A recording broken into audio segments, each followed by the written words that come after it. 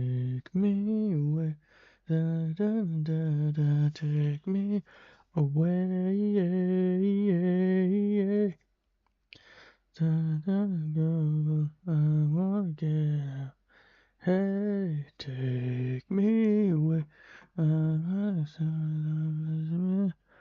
away. Away.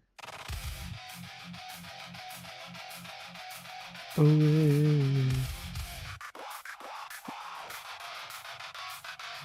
Yo, Daniel D. Yo, Evolve.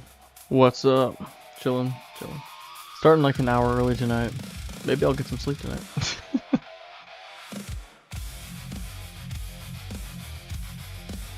I got this new case of beer. I'm gonna give it a shot. But like the lights weren't working in the beer cooler at the store. So I grabbed it. I was like, I'll just try something new. It says there's IPAs in there. I'll just try it. But now I'm looking at it. They're like pretty strong. So I'm like, damn. Should I drink like even 2 of them? Because I have a hard time locking in when I have, you know, if I'm drinking too much on stream.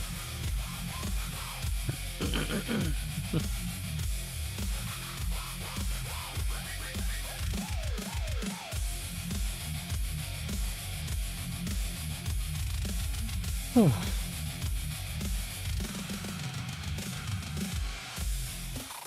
Yeah, my posture is like abysmal. Alright, well, we already got somebody requesting this. Let's see. Hello? Hey, Gabe, are you at least 18? How's it going? I'm good, thank you. Oh yeah, I'm 19, yeah. Alright, great. What do you want to talk about? Oh, wait, okay. I'll just talk about, we could say, is God real? Yeah, is God real? I would say so, yeah. Why do you think so? Because of the miracles. What miracles? The Eucharistic miracles. You got a specific one in mind? Yeah, the one in 2008 in Poland.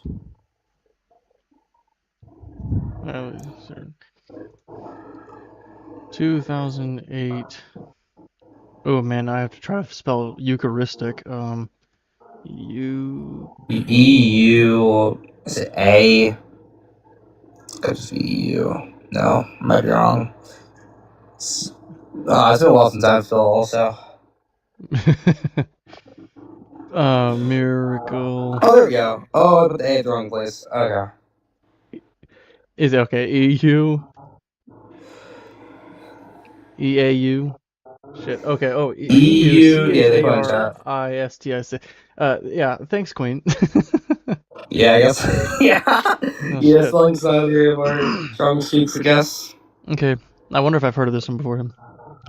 On October 12, 2008, a consecrated host in Sokia, Poland, miraculously transformed to display human cardiac tissue, verified by scientific analysis, approved for public veneration during the 8:30 a.m. Mass at St. Anthony Church in Sodokia. Consecrated host, I already read this.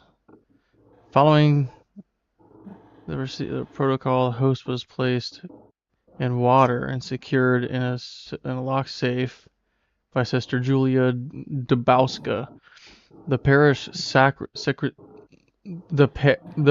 parish sacristan to allow it to dissolve naturally. A week later, on October 19th, she discovered that the host had not dissolved into a red substance. And a red substance resembling blood appeared in its center, prompting imminent notification. So what exactly turned into tissue? It was some kind of... The Eucharist. Okay. The Eucharist turned into... So I don't really know what to make of that. But I'm wondering what the significance of it really would entail. Like, Significance. Yeah, like I don't know why this would even happen. Like if God was doing a miracle, I don't know why this would be a thing that he would do. To show that the Catholic faith is a true faith, because that we believe that the Eucharist literally is the body of Jesus. Okay, so like God would be doing this miracle to show people, like as a sign that Catholicism is true. Yeah. Well, it just seems a little bit inconsistent because like whenever I've asked for signs, I don't get anything. But now a Eucharist is turning into something resembling tissue inexplicably. Um, Well, it's I not can, resembling. Oh, my bad. yeah, I mean, I can also think of like out of all the people present here, the Catholic Church would definitely have a motivation to make it look like this is what happened. Now, I don't know what happened, but some kind of foul play is definitely more likely than something turning into flesh just because God wants to show that Catholicism is true. I'm wondering why he would show the Catholic Church and have the Catholic Church go out and say that this is what happened rather than show the whole world. Okay. No, okay, so wait. I'm not even try using the bread turning to the heart, right? Let's just say the heart is there, right? Do you know how long it takes for like a whole heart to die outside of the human body once it leaves the body with ice? No, I don't know how long. I'm not a It's medical guy. 18 hours, I believe. Maybe 24. Okay. Yeah. So, But actually, I gotta check this. I gotta remember. So yeah, that's the whole heart, and that's in perfect conditions. So, right. Last time I checked, I believe it took them maybe 2 days, to actually get this into the lab to scientifically check this. And when they did scientifically check it, it was still alive. what? So you said it was a heart? I thought it was like some Yeah, like a fleshy piece of a tissue. heart. A Yeah, a piece of a piece of it. heart.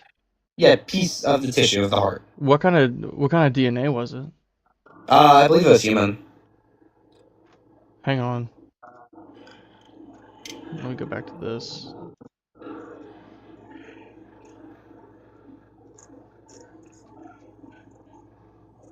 DNA analysis. But I do know another one. I believe that happened in 1990s, maybe late 1990s. It was it was human, but we're talking about this one, so let's just stay on this one. Where is this? I'm looking on. I don't know if this is the right place to look. I just went to Wikipedia, but I'm trying to see the DNA analysis. But you know what? You know what? Like, so I'm obviously very skeptical of this. It sounds like something that shouldn't happen. So hearing it on its face is not going to be enough. I'd have to actually investigate this myself. Kind of like when somebody has like a miracle that they personally experience, where somebody gets healed inexplicably. Like they were given 2 weeks to live from cancer, but then the cancer's gone, no trace of it. It's like, well, I don't even know if how much of that is true. I'd have to talk to the doctor. I'd have to talk to them. I wasn't there, kind of thing. You know, Okay. so this is a very similar Well, scenario here. But even if I grant it, I can give you a I just source. don't I just don't really see why God would operate in this way if God wants everybody to understand that Catholicism is true. I think that there are a lot better ways that an all-knowing, all-powerful being could do this rather than because obviously he knows that I would be skeptical of this and He I'm does not know that, anymore. yeah. I'm yeah, like so he would be able to show with a lot more certainty to everybody even if Okay. they haven't heard of this. Yeah, so I'll give you two answers here, or just answers to other stuff. If you really want a good source, I'm using the source of Saint Carlos Acutis' website. There's like Is a it lot of Catholic? Eucharistic. What? Is it a Catholic source? Yeah, it's Catholic Do source. you have any secular sources? No, because I don't believe secular sources would really report on a religious thing. I just don't know like why they wouldn't if there's some kind of insane phenomenon they'd want to get some kind of Nobel Prize for like proving this crazy shit because otherwise it's like the secular sources aren't taking it seriously. It's just more religious mumbo jumbo. It's all just a bunch of religious people. Do you know what I mean? That's what the how it would look. I think that the Catholic people would want secular sources to verify it. That's Well, what I if would I gave want. you the names of the doctors who checked it and the year, would you take that? I mean, I would do a quick Google search and see what I see. And wait, this happened in January of 2009, right?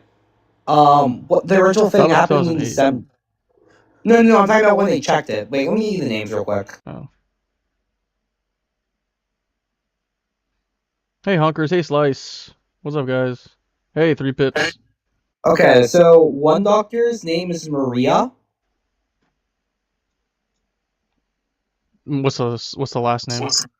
Elizabethi or Elizabeth. It's just it's ELZI.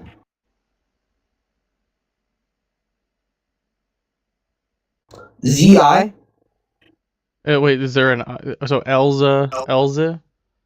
Elza Beta. Yeah, Elzbeta. Yeah. I'm getting Facebook profiles. Let's look up like Eucharistic miracle after that.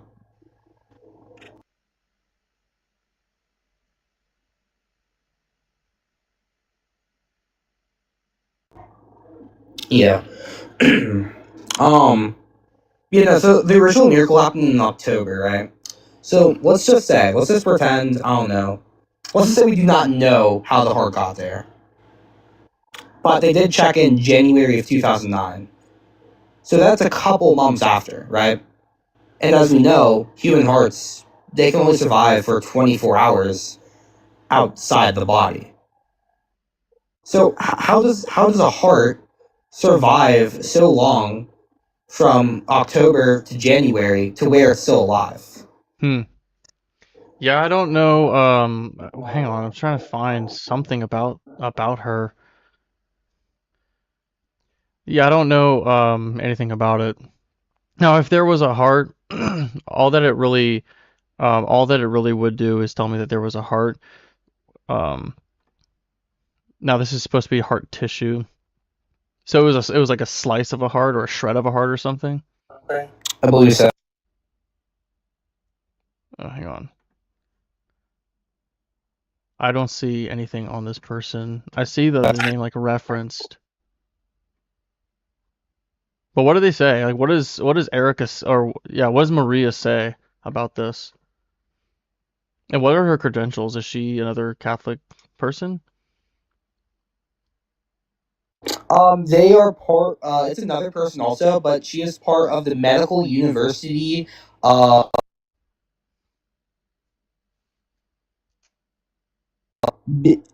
it's Polish. I'll just put it in chat. I'm not even interested in it.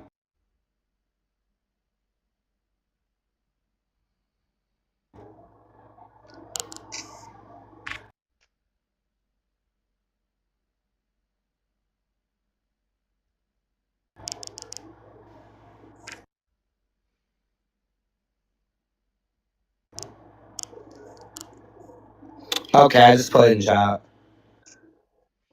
Biley, Biley stock. Bailey stock something. Yeah, yeah.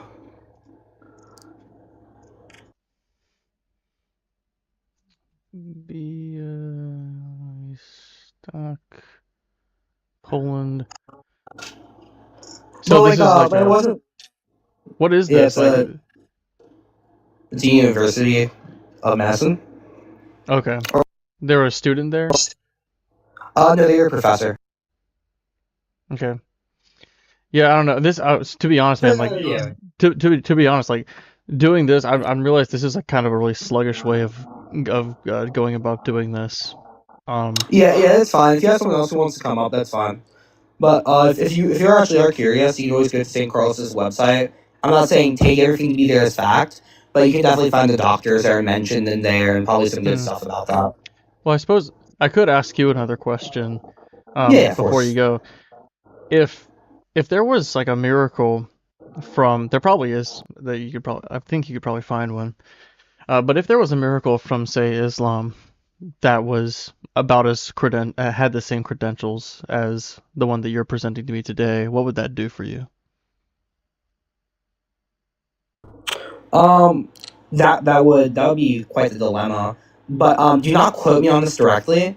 But as Catholic Christians, we believe that the Islam God is our God also. Yeah, well, yeah. So What yeah, obviously like what I that meant that is like this is like pointing towards a like like we believe the in the same Islamic God. Is what I'm trying to say. interpretation, right? But it would be miraculous to specifically point towards the Islamic interpretation of that God, is what I'm trying to say. Well, yeah, no. The whole thing is that we, as a Christian, we say we believe in the same God as Islam. Okay, but like, do you understand what I'm saying? Because obviously it's a separate religion entirely. It's not even considered a different denomination of Christianity. Yeah, but we still believe it's the same God.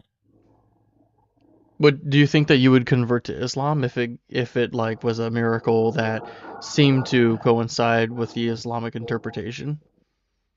I I I guess at that point I would, but I believe the Eucharistic miracles, because I'm gonna be honest, that actually no, that's not even the newest one. There was one in 2013, but I believe there's so many Eucharistic miracles that prove the Catholic Christian faith that I believe not even like one Islamic miracle could prove it wrong, because from what I'm seeing, there's at least like maybe 40, 50 Eucharistic miracles on this website. Hmm. All right. Well, maybe I'll have to You have check a good that one, out. though. Yeah, you have a good Yeah, one, thanks for Ian. having me up, though. Good luck. Yep. Yeah. When people bring up Eucharistic miracles, I haven't really researched them, so I don't really know how to respond to it. I'm obviously skeptical. But whenever I've heard people talk about them, it seems as though the credibility is never what they seem to say it is. But since I don't have access to, or I can't just quickly pull up um, people who have sourced this or refuted this, I'm not going to sit here and say something that I don't know to be true. Like, I don't know how credible it is, so I can't say that it's not credible. I want to be as good faith as I can.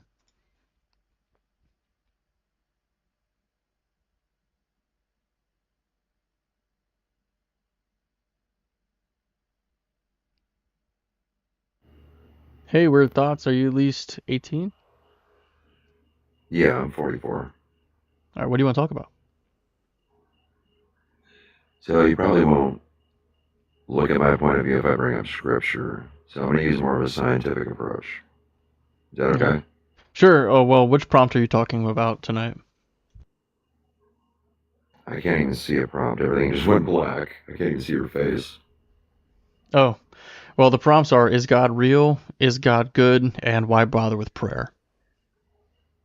Yes, God is good. That one. Okay. So if you look closely at the story of creation, and I mean actually look close, there's one thing this entire planet and every biological being on it would need to sustain: photosynthesis. All the elements were made before the first animal or human that would need it. You had light, water, oxygen from God's breath when he said, let there be light. And then the actual plants after. And So, then the said reason why it was needed to light, be water. sustained. He said light, water, and oxygen when he said, "Let there be light." Yeah, you also need plant life for that too, for it to regenerate. Well, didn't it say that he was hovering over the face of the waters, like he didn't even create the waters before he did anything? That was the Spirit of God. That was the Spirit of God. So if But you I thought look it in the said the beginning, Spirit of God was hovering over the face. So, like, I'm talking about the waters it's talking about. yes, it's part of the Trinity. So in the beginning it says, in the beginning God created the heavens and the earth, Genesis 1:1. And then next it talks about the Spirit of God is hovering over the face of the waters. So Yeah. the Oh, I've got waters. it here. I'll just read it. So real quick, I Okay. won't read like a lot of it, but we'll just do the first few. When God began to create the heavens and the earth was complete chaos, and darkness covered the face of the deep, while a wind from God swept over the face of the waters. Then God said, "Let there be light." So it seems like okay. So it seems like it's saying there was complete chaos, there was darkness over the face of the deep, and then a wind from God swept over the face of the waters. So are you saying that like the waters is a part of the Trinity, and the wind of God is like flying over the face of No. Himself, or what? So when you look at actual, like the closest I've ever seen to the actual representation of the Torah itself would probably be King James. You have to go based off the foundations of what was written in the Torah for the story of creation. Why would you So say in the King beginning, God James? created the heavens. Like there's so many butcherings of it, and that's why we're given the Holy Spirit, But is like, because why it King teaches James us regardless of what it specifically? is. I don't know. It's like the most accessible and most universally recognized. I mean, that doesn't mean that it's the most accurate though. Like that's like No, whenever it's I hear definitely people not. talk about different versions of the Bible, people who know what they're talking about, like people who have degrees in biblical studies, they'll say the King James is actually the worst and that the NRSVUE is the best. That's why I purchased the Okay. NRSVUE. Well, the thing is what they're saying is taught to them by man. That's the whole purpose of getting the Holy Spirit, the intercessor, the teacher. That's what Christ used. That's like basically saying what God gave us as a teacher that the Levites had And you're saying wasn't good that the enough. Spirit of God um is like telling, I guess the Spirit of God is telling you that the King James is the best version or something? No, like that's the purpose of like everybody having the Holy Spirit is regardless of what the context or the actual material is that you're reading, he can teach. Okay. Does that make Yeah, sense? because it seems like Because the Bible is inspired by the Holy Spirit itself. how do we know? Well, first of all, I mean, how do we know that the Bible is inspired by the Holy Spirit? And if we need the Holy Spirit to interpret it accurately, how do we know when somebody actually has the Holy Spirit? Like if I have the Holy Spirit and I'm reading to you, you might just say, no, you don't, right? But I mean, how could I convince you if I truly do have it? Like, how do we even know? Because like if you read something and it was contradictory to what was actually intended, it would stir up in the back of your mind and you'd research it yourself or to confirm it. The whole purpose of the Holy Spirit is to drive people to want to look for themselves independently. It seems It's a like just one-on-one being teacher. scholarly would be, if you were just like if you're a really unbiased scholarly person, then that would be, that would look the same as having the Holy Spirit then, wouldn't it? It would, and it gives that appearance, and that's the problem. That's why Christ came and was given the Holy Spirit, was to go after, challenge the institutionalists of the Torah, the Pharisees and the Sadducees. Mm-hmm. They hadn't seen the Holy Spirit in like forever because they fell off a long time ago. So anyway, let's go back to Genesis. It says that Yeah. he was hovering over the face of the waters, and the waters were already there. But like, are you saying that the waters is God, and that's why the waters were there, or did he just not create the waters? No, like if you look at the story of creation, everything created in creation is of God. That's why it's self-sustaining. And the order and the system that he created was photosynthesis. We gave a name to it thousands of years later, but it was existent when creation happened. Yeah, so So when the key God element to all began to this, create the heavens and the earth was complete chaos.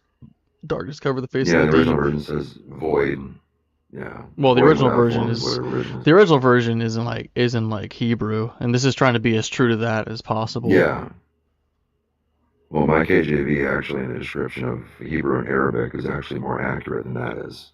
Well, not according to the scholarly consensus, of course.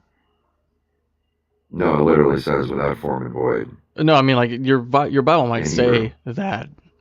It might say that. But what I'm saying is that the one that I have, I tried to find whatever's the best one according to the scholars, and this is the one that they would give you to use in seminary if you were to go. That's the thing, though, is like everybody, when they're given things by the Holy Spirit in the book, it evolves your learning. When you give it to others and they're not at the process or the step that you are in learning, it'll confuse the crap out of them. That's why Okay. it's a 1v1 teacher. Well, let's just move on. Let's just move on from this. Yeah. So, what was needed? Light, water, plant life, oxygen. So, when it talks about death was introduced, what did they take a bite of? Fruit. Okay. Now look observationally. When you take, and it doesn't say an apple, but we use an apple. When you break the skin of an apple, what happens to it? Gets torn. Cut it open. You cut it open, leave it on your counter, it rots within no time at all. Same with the banana when you peel it. The reason why is carbon monoxide. Okay, so is this like get to the point. So this, you said Okay. you're doing God is good. So like fruit rots and photosynthesis is a so thing. it's the death of God's word its breath, and it's regenerated because God doesn't die. He had the system in place before it even happened. So life is sustained. So God I would be good don't. based off of that.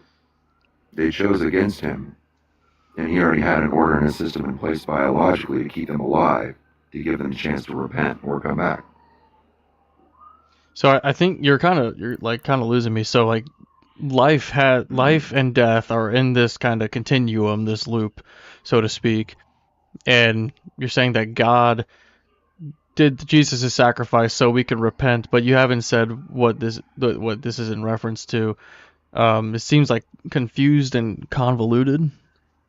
I'm not exactly sure Well, what here, connection you're drawing here. Well, if you want to prove God is good, okay. So he sat in darkness by himself, contemplating, talks about it in Proverbs, thinking in depthly, what would happen if he created us? So he like didn't already know. Forethought. No, he did. Then why is he He bothering thought about thinking? it and knew. Because, like us, we're made in his image. We ponder things. We think. We construct ideas. I mean, but like we're not all knowing. We have to go through a process of learning. But God would be all knowing in your view, right? So like why would he think and ponder and contemplate? Doesn't really make any sense. No, but that's the point, is in creation, he was the only thing in existence. What could be smarter than him? The system he created, he thought about, and he knew every reaction. That's how he was prepared. So he has perfect wisdom. There's no system that exists outside of him. Okay, but like that doesn't really answer my question. Why he would think if he already knows?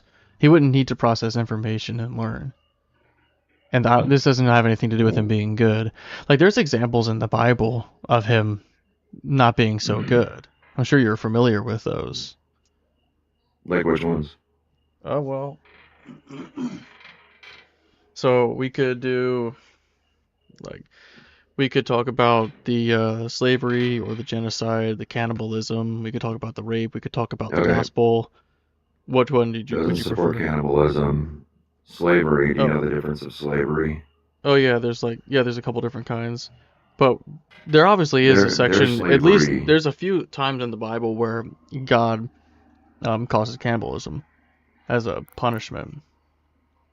I've never seen that, because it says you shouldn't eat the flesh of another human. Oh, well, in Leviticus 26, starting in 27, but if despite this you disobey me and continue hostile to me, I will continue hostile to you in fury. I in turn will punish you myself sevenfold for your sins. You shall eat the flesh of your sons, and you shall eat the flesh of your daughters. Yeah, that's them being cast out, becoming Gentiles, and that's what the Gentiles were doing. Now this is he's going to force them to do it. Yeah, well, it says that. So God's all knowing. He says that I will punish you. Here's what's going to happen, and that means that this will happen. They have a choice to eat their kid or not. It's free will. He's saying you're going to do it. Be afraid of wronging me. If God says that you're going to do it, can he be wrong? No, because he already has the foreknowledge of what you're going to choose. This is also a punishment. Like it says, I in turn will punish you myself sevenfold for your sins. Then immediately after that says, you shall eat the flesh of your sons and you shall eat the flesh of your daughters. So this would be a punishment, not like a consequence of a choice that they made. No, they made the choice, and he had the foreknowledge of knowing once they're cast out by making that choice of the Hebrew community, everything out there was based off of that. Child sacrifice, incest, cannibalism, all of it. He's got a problem with incest. Doesn't he like start the world from incest at least twice? Nope. So like there was Adam and Eve, right? In your view? There was Adam and Eve, yes. Okay. And then they had sex and they had their two boys. And then I guess Cain and Abel, right? And then who were Cain and Abel's wives? Look a little bit closer, because most people miss this. There's people referenced after Seth's lineage. It's either after or before. The next son after Cain and Abel. They're called the sons of God. They're complete in human form, just like Adam male with feminine inside, just like God. So what's your position exactly? They're sons of God.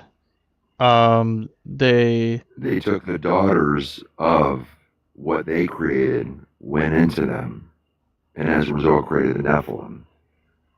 You're talking about, okay, so you think that, are you saying that Cain and Abel's wives were angelic beings or something? They were Cain and Abel's wives. Okay. Their offspring, they had daughters. Yeah, Those sons of God went into them. The sons of had sex God, with them. but who were Cain and Abel's wives? I don't know, I'd have to look it up. Because it seems There's like been a it lot would be since I've either read their that story. sisters or their mother. Well, you also have, after Cain kills Abel, he's cast out of God's presence of his family and he goes east. So there's no lineage talked about of him. The next lineage is Seth. The one thing I find really interesting, though, now that you bring it up, if you look closely, the lineage of Seth, it doesn't ever say they knew a woman. But when it talks about Cain's family, pretty much all the time it says that they knew a woman. Oh, so? So I'm wondering if Seth's lineage was created the same way as the father, Adam. Well, like okay. Are you suggesting that God made more quote unquote Eves for these boys, like out of rib and dust and stuff? Adams, because if you look at it, when he says, "In our image, let us create man." Okay, but I'm talking about their we wives. Shall create them. Like they wouldn't have made men for their them. wives, is what I'm saying.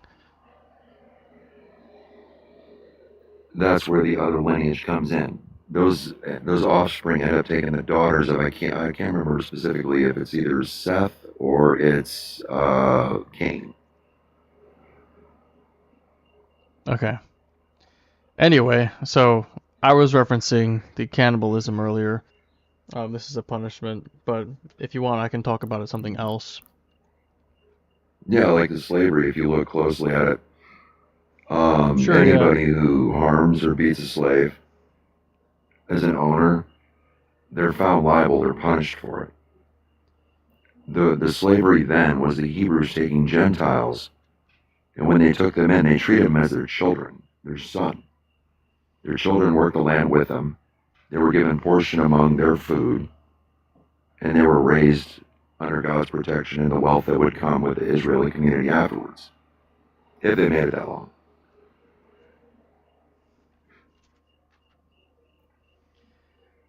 When you draw near to a town to fight against it, offer it terms of peace. If it accepts your terms of peace and surrenders to you, then all the people in it shall serve you at forced labor. But if it does not accept your terms of peace and makes war against you, you shall besiege it. And when the Lord your God gives it into your hand, you shall put all its males to the sword. You may, however, take as your plunder the women, the children, the livestock, and everything else in town, all its spoil. You may enjoy the spoil of your enemies, which the Lord your God has given you. This is talking about when they would go elsewhere to conquer a city. There's two options. Yeah. Either they can all be slaves and bound to forced labor if they accept the terms of peace, which really it's the terms of slavery, because the peace is conditional on their forced labor. That's what's going to happen if they get peace. Now, if they don't accept that because they don't want to be all forced laborers, slaves to the Israelites, then all of the males have to be put to the sword. The women and children are kept as plunder, property. Yeah. Then brought to live among them. Yeah, but the thing is, they're property.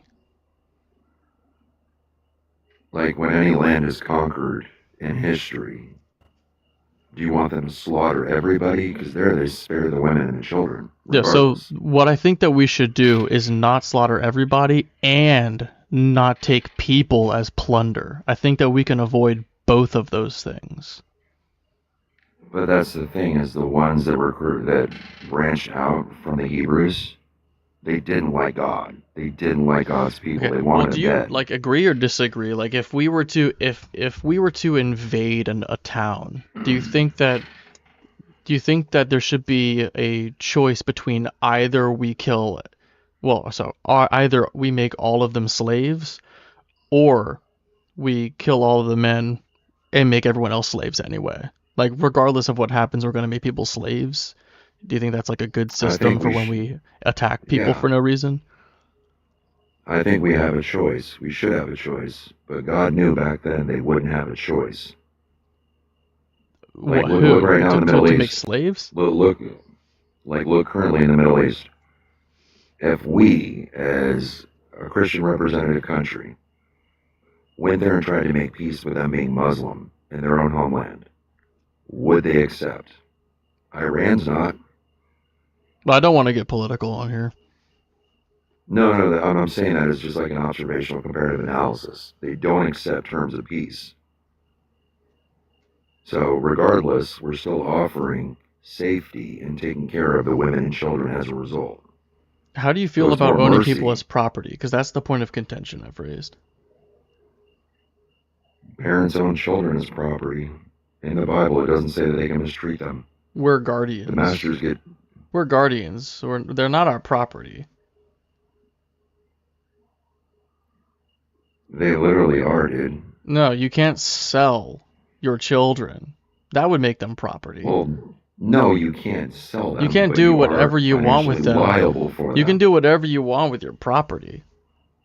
Like if I And the have like property can be taken I have a away. car, I can destroy my car if I want to. But I can't just destroy That's my the other. children. That's the other point I was going to bring up. So, let's say an artist makes a painting, okay? Can anybody tell that artist what they can do with their painting? They can say stuff, but it's their Mhm. painting. God created all humans with foreknowledge. Who are we to sit there and tell a God you can't do that with your creation?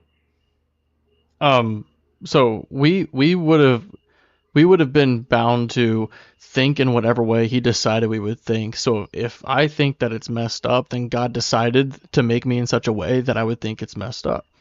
Like God would have wanted me to think this about him. Yeah, and he would want you to read the book because as human nature, we question everything like he did, like I explained before creation. I don't think I got an answer to my Because question earlier when I asked how you feel about owning people as property.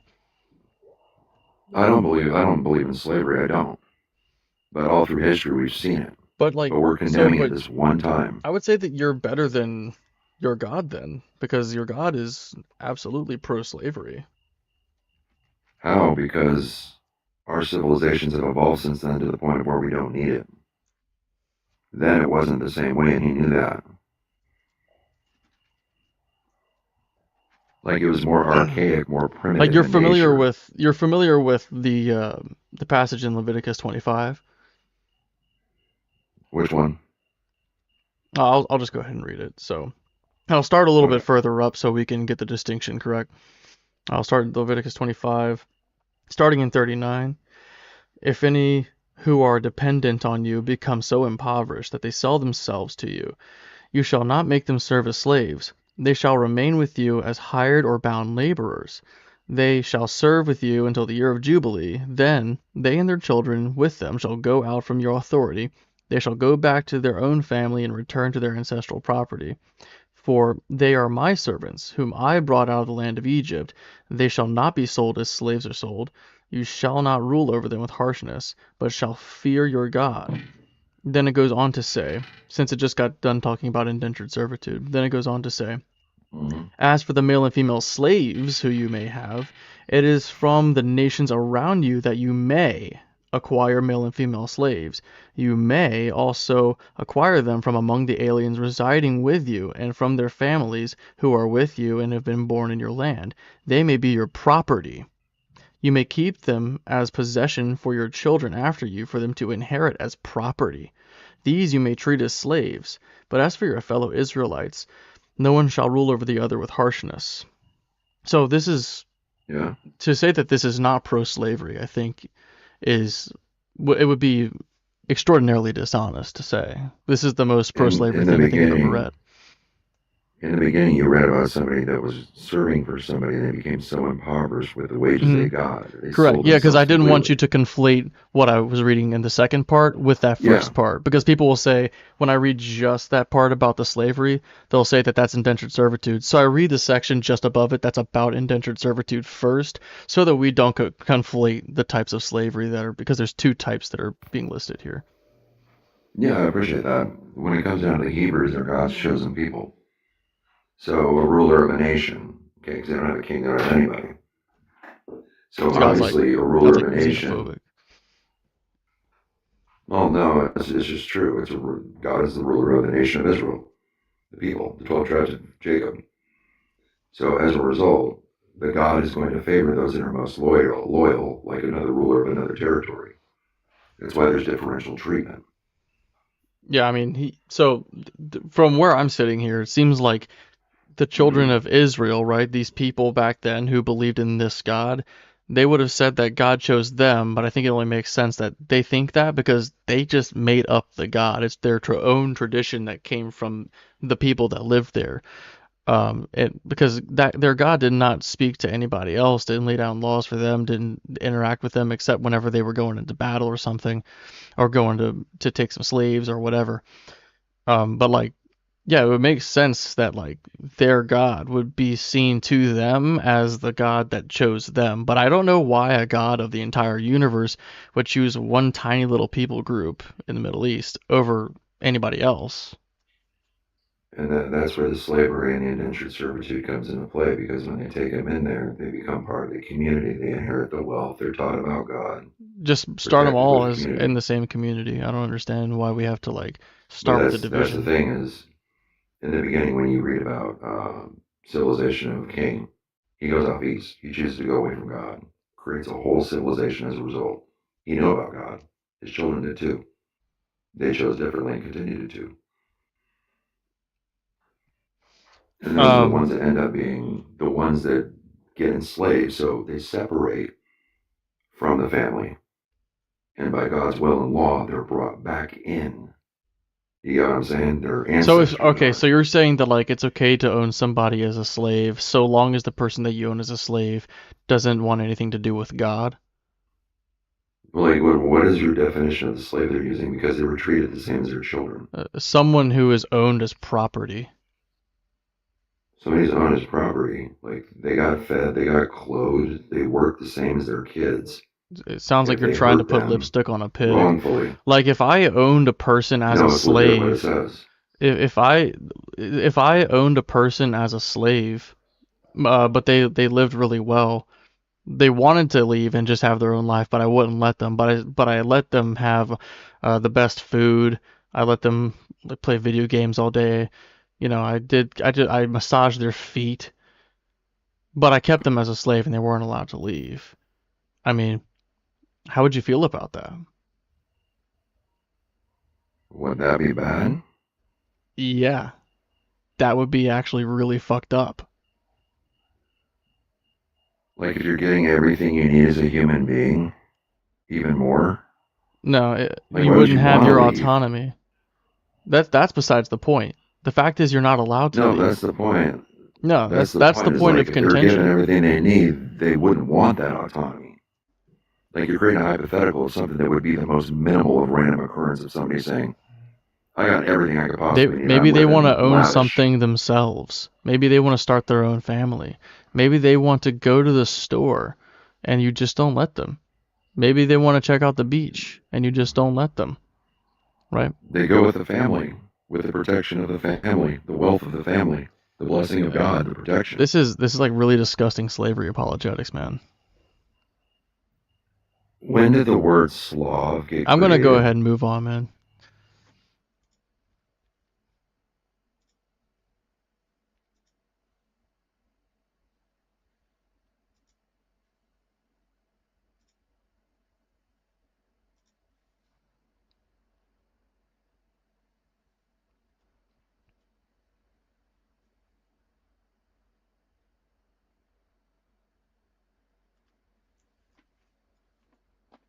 Oh yeah, thanks guys for all the likes. I don't even know what to say after that shit. Yeah, normally between guests I'll say a little something to the chat. It's kind of like it's like my faith in humanity is wounded. Alright, they're not connecting either.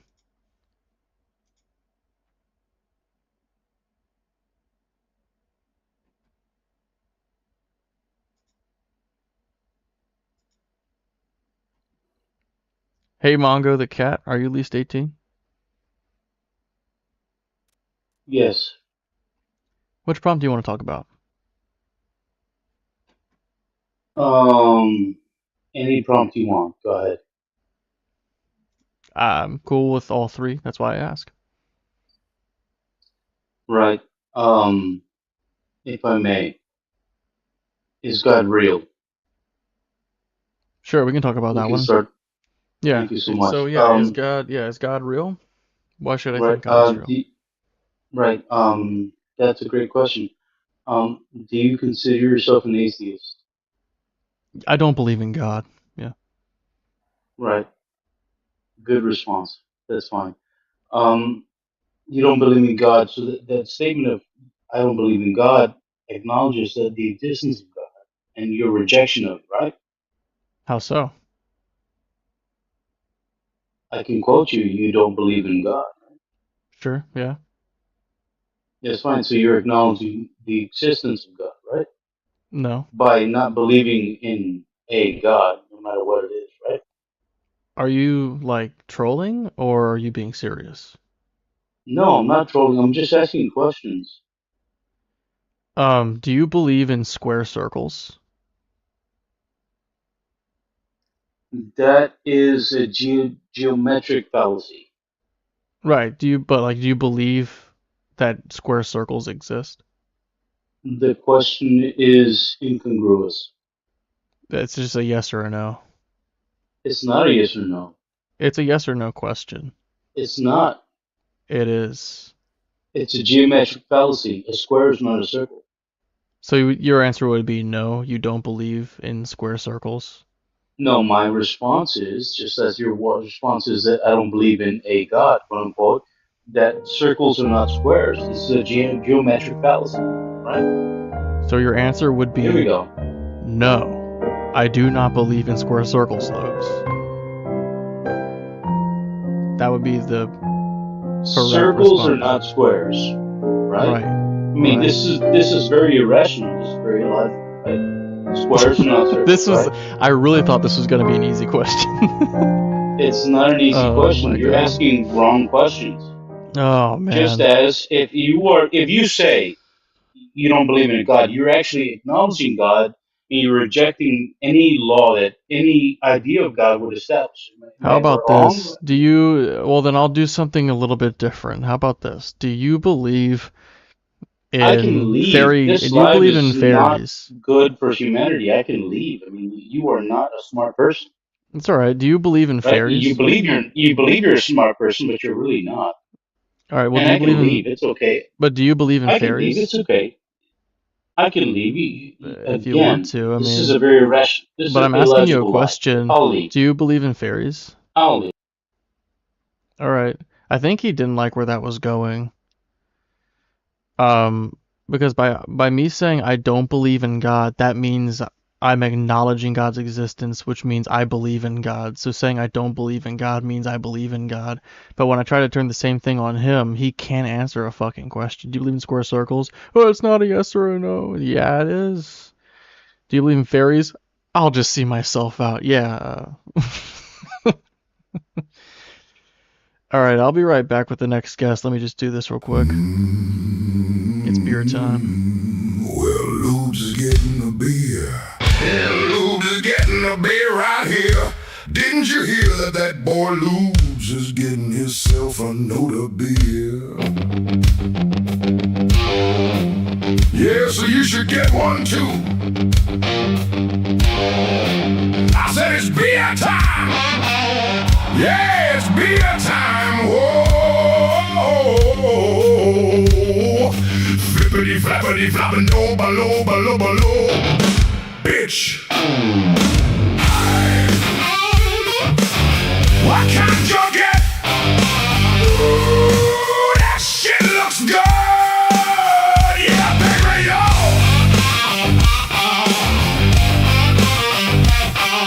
bitch. Hey Zeno, you're at least I like 18. the song. Thanks. Yeah, I'm 21. Which prompt do you want to talk about? Yeah, sure. We'll do the first prompt, I guess. Is God real? Yeah. Why should I think God's real?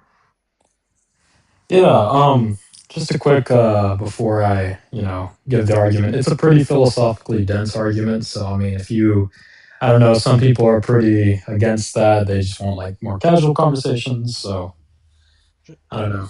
Up to you. Yeah, I mean, like I think I'm more of a philosopher than like a scientist or a historian. Not that I would call myself any of those three. Um, but yeah, you might use some jargon I don't understand. I'll just ask if I don't. Yeah. Yeah, no worries, no worries. It's not like word salad stuff. It's just it involves probability theory. So I mean, once people hear that, some people are like, "Nah, I don't want to get into that." So Is and it completely like fair. fine tuning about the constants and stuff? No, it's psychophysical harmony. Okay. You. So if you're ready, I'll give the argument. Sure. Should I be like writing this down? You can just add. It's a lot. Like it's probably gonna take like a minute for me to say everything. You How can many just ask me to premises? repeat anything. It's like 8. All right. All right. Well then I think I probably should write it down then so that I can Okay. revisit them. Yeah. Sure. Sure. All right. So P1, phenomenal realism. Conscious experiences possess qualitative and valenced features, not transparently derivable merely from a description of their Oh. physical functional correlates. Yeah, So you could just say like, this is gonna be a lot. yeah. I'm a physics, math, and I'm doing a minor in philosophy. So, Okay, So how would you summarize that, or does it need to be the whole thing? so let's just say like conscious experiences present certain features that can't merely be described from physical functions, I guess.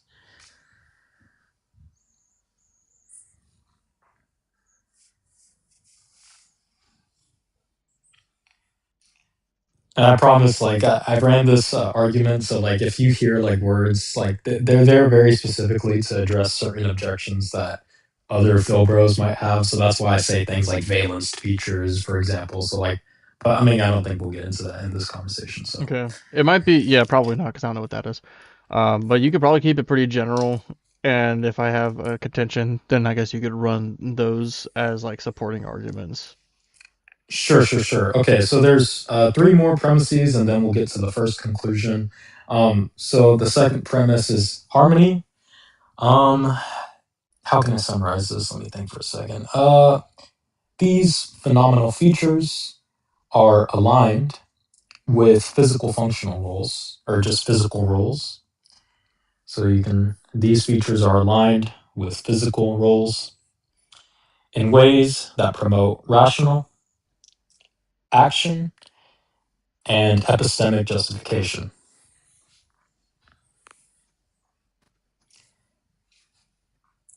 To that promote So, action. rational action and epistemic justification.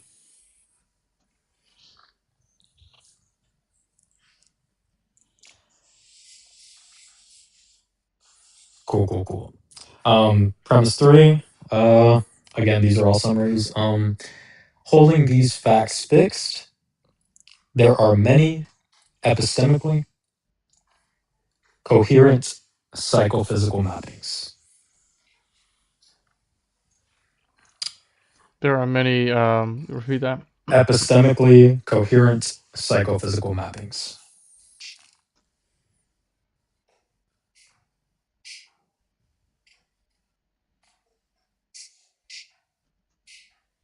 Man, I thought for sure that was how you spelled that. Oh, dude, it's fine. We'll know what you mean. So where was I? Okay, yeah. So now, I guess let me Actually, think. I'm already reading this and being like, I don't even know some of I don't even know what some of these premises mean. Like, holding these facts fixed, there are many epistemically So coherent psychophysical mappings. so I'm not really yeah, going to yeah, be able yeah. to like keep up, to be honest. No, no, no, no. So I mean, I can just. It is. I'll admit this assumes like some philosophy of mind, but like I think I can try to give an explanation. The only reason Again, I'm even engaging with this is because you sound really good faith. But maybe it's like out of necessity. I If you don't appreciate sound that. extra good faith, then people will just think that you're just doing word salad or something. You No, no, can't no. give Yeah, me a I appreciate that. Yeah, I mean, these philosophy of mind has a lot of big words, and I hate it because philosophers assign these words, and sometimes they can be summarized very quickly. But like, unfortunately, if you're not super specific, some other people can provide objections. Basically, okay, like there's a few things here. What I'm trying to say is like whenever like okay, let me just give an example. I think that'll make things digestible. So for instance, what all this is trying to argue is whenever you, I don't know, whenever you experience something like pain, let's say you get hit by like a baseball or something. Basically what this is saying is that whenever you get that experience, you actually like neurologically there's nothing saying that you have to experience in your pain, like, I mean, in your head, like pain. You don't have to say, ouch, whenever, like, it is entirely possible that you could experience something like pleasure whenever you get hit by a ball. You could get, you could get some kind of static feeling.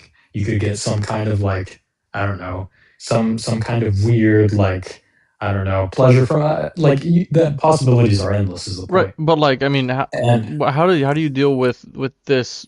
Um, how do you deal with this consideration in the face of evolution through natural selection? good, good, good. Okay, yeah, this is a good objection. So, evolution actually doesn't. Evolution basically already presupposes some psychophysical harmony. Like, for example, let me think of the example.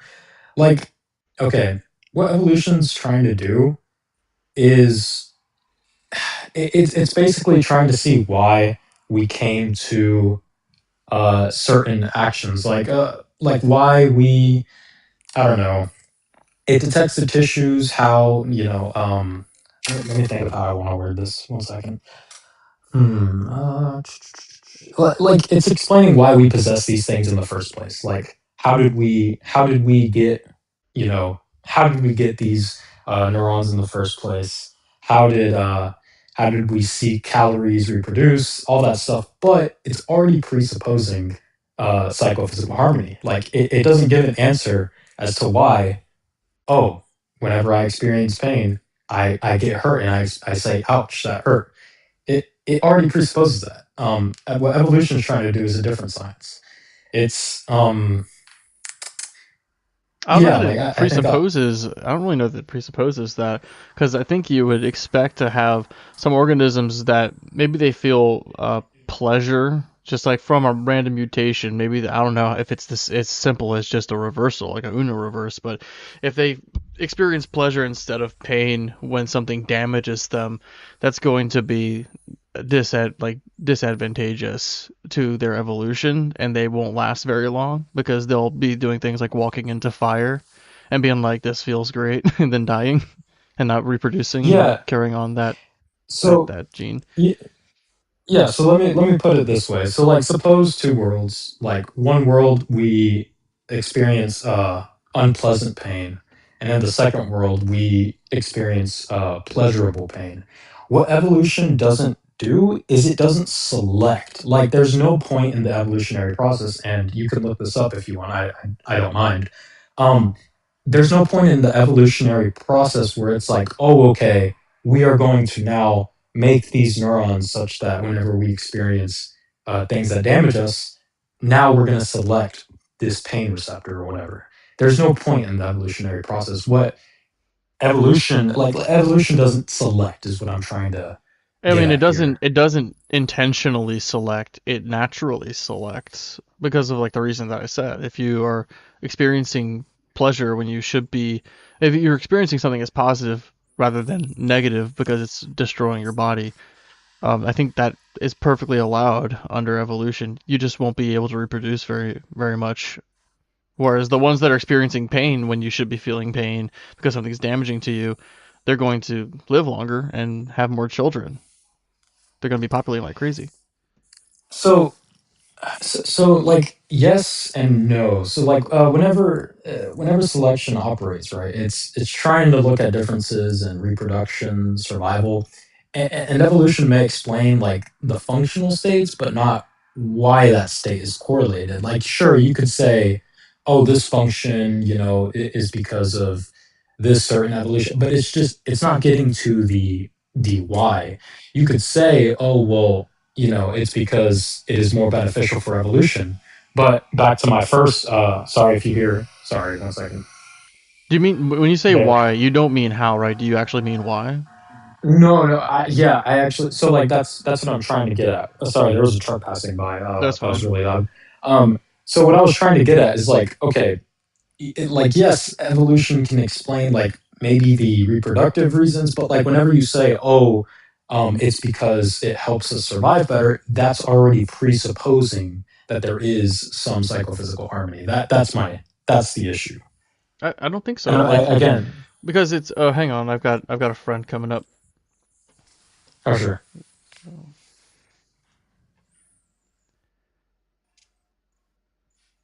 And we've got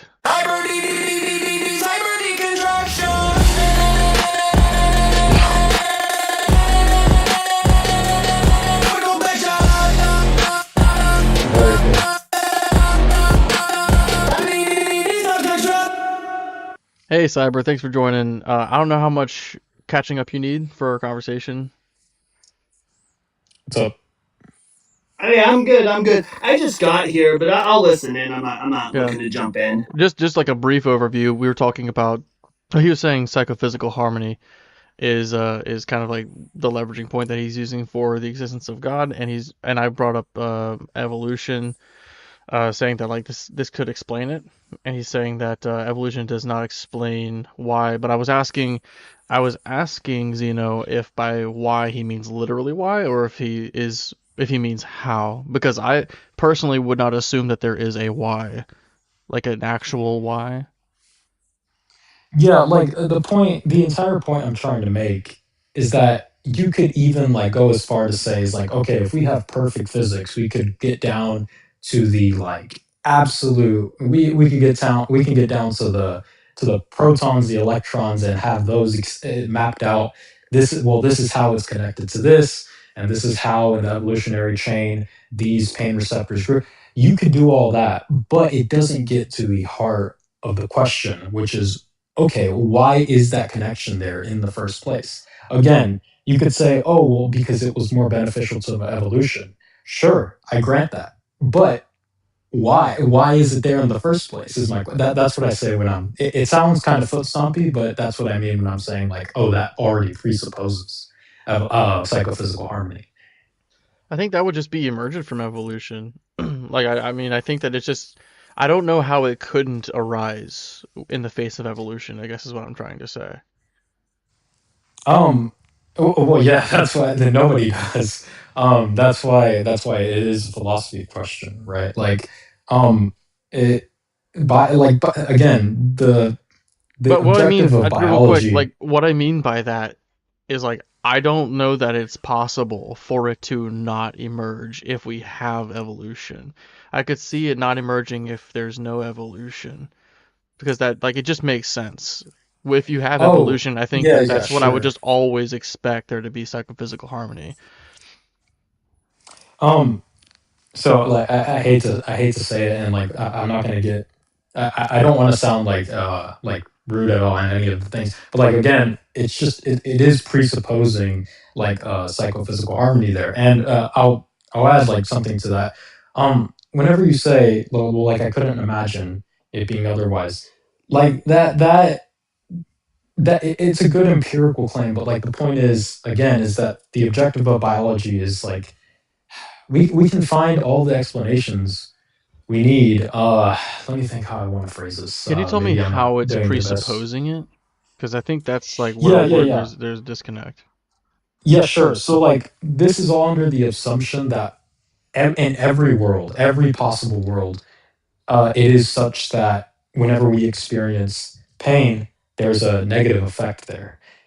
And I'm trying to say like that's just simply not true. We could easily have a counterfactual world, and this is consistent with biology. If it wasn't, I mean, there wouldn't be like tons of I'm going to commit appeal to authority here because I mean it wouldn't be a serious philosophical like question if it weren't backed by science, right? Like there's nothing in biology that says in order for humans and apes to evolve and or the way they have, there must be this psychophysical mapping. There's absolutely nothing in the literature, at least as far as I'm aware of. And again, you can look this up. There's nothing in the literature that says in order for biology to take place, we need to have psychophysical harmony.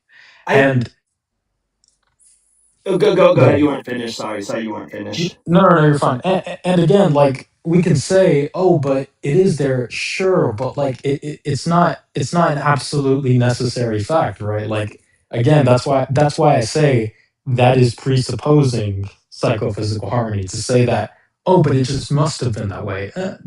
There's no proof for that. So that's where I'll end it. Yeah. So what I'd say that is, I don't know. I think to say that it's necessary for evolution, I think that's just like a not what we're talking about, because it could be the case where like a mutation happens in an organism and maybe their pain aligns with injury, right? That just happens. And then when you have organisms whose pain doesn't align with injury, well, they end up unaliving at a far greater rate due to, repeated injury. I made this point. Well, what I'm Yeah, saying sure, though okay. is that Sure. yeah, go ahead. So yeah, like and I grant this, right? Like that of course it could be the case. The question is that more expected? And this is why the initial premises were important. The main question is that more likely under theism as opposed to naturalism? And that's kind of where the argument gets its footing, because again, like we can say, well, yes, like it just happens to be that the organisms that display psychophysical harmony survive more. Sure, I agree. Like, but it begs the question why those initial state of affairs had to be there in the first place. I think And that's what the argument. So when we're talking about naturalism, we're taking what we know about the world around us, what we can observe, and from our study of that, try to determine what we think will be possible under those parameters. Now, when we're talking about what's expected under theism, if we're just talking about bare theism, it doesn't really predict anything specific, I would say. Like you're just talking about a God that created the universe, and that's it. Like if you want to talk about bare theism, Well, okay, sure. And I don't. Oh, go ahead. Well, I was just gonna say, like, so I can't point to like any fossil evidence stuff, but what we do have today, and it's something that we actually have to like actively take into consideration, and it's something that I think does kind of point to like the evolution, is that even today we have animals or even humans who have defective hearing, defective eyesight. I myself have an extremely high tolerance for pain, like an extremely high tolerance. And so Same. so the problem that has caused for me is, when I'm in the hospital, and they're like, hey, let us know, like for example at the dentist, I had to get some fillings put in, and they're like, hey, let us know when you start to feel pain, because they're just doing the shots. And it got to the point where it was literally like doing some bleeding, like heavy bleeding. And the dentist was like, how come you didn't tell me you were feeling pain? And I'm like, I wasn't. I didn't feel pain. And he's like, well, this is a problem. And so I think because Yeah. this harmony isn't evident in everybody, I think that does point towards evolution. Whereas if this is divine, we would expect everybody to have it. Well, yeah, sure. So, okay, few things there. Like, there's really two things, and one of them is like a theology question. The other one is a more central question to this specific argument. So again, what this argument isn't saying is that, oh, we're going to expect, perfect psychophysical harmony under a theistic being. That's a theology question, right? Like, you get to the question of, okay, well, is there good intentions for why God, may present some evil? I don't know. That's going to be a more theology question. That's a whole nother can of worms that would take, hours to debate. So I'll get to the point of the psychophysical harmony. So yes, I agree. There's going to be watered down versions of harmony amongst different people, of course. But again, I want to remind I want to remind the goal of the argument. The goal of the argument is just to say that, well, number one, actually, I want to clarify that you still have this harmony, even though, it may be a more watered down version of it. You still experience a negative effect whenever you experience something like pain. So there is still harmony there. It sucks that it's more diluted in your case, but it is still there. So that's number one. Number two, again, I want to be very clear. The point of the argument is that we're simply trying to say that it is just more likely, not that it's going to be perfect, not that it's going to be a knockdown argument. It is just more likely under theism than naturalism to expect these type of state of affairs. So I wouldn't I say that guess- it's more likely just because of what I was talking about earlier with bare theism. Like, under Yes, naturalism so- with evolution, I think it's a very high likelihood, like all but guaranteed, just for the sake of honesty, all but guaranteed that you're going to have the psychophysical harmony develop because of natural selection. Whereas under bare theism, it doesn't predict that the God would even want to create life, or if he wanted to create life just to torture life, or if he wanted to create life and then walk away, or whatever. It doesn't really predict anything specific. That's where you get into the theology, and then I would just ask Yeah, empirical questions about the theology. sure. So, okay, there's two things there. I'll go with the last question you had before you brought up the psychophysical stuff again. So as far as like, okay, well, why would God make this more likely? I mean, sure, like again, this is jumping into theology a little bit, but it is relevant, so I'll go ahead and give it. Basically, when we say God in this case, I'm not arguing for like classical theism. Like, one can have their own problems with classical theism. All I'm trying to say is that, God's rationality, when we say God, we assume some level, like, no matter what God, like, again, this is not talking about classical theism. This is just talking about, like, a mind, let's say, like a mind as the necessary foundation for the universe. So we're going to say that mind has knowledge, rationality, agency, and there's these constituent elements of theism that are going to give a reason, a simple reason, I might add, not divine simplicity, but like a simple reason as to why there is this state of affairs rather than another. And I'll add a quick anecdote here to wrap it up. Like in math, since I'm a math major along with a physics major, in math, there's like two things. There's proofs, and like when a student has like two valid proofs, your professor's always going to tell you, okay, go with the more simple proof. Always, 100% of the time, go with the more simple proof, the one that can do less and explain more, because it's just going to be much easier for the reader to read, whatever. That's the kind of the reason to take seriously the God hypothesis, is that there's this simple reason that can explain this, as opposed to tons of naturalistic probabilities, whatever. So that's kind of where I'll wrap it up. Yeah. I forgot if you had more, but Yeah, so I think with both of our worldviews, it coming from theism, this generic God, or naturalism, right? Natural. I don't think those inherently have a contradiction. We can both explain them in both of our worldviews.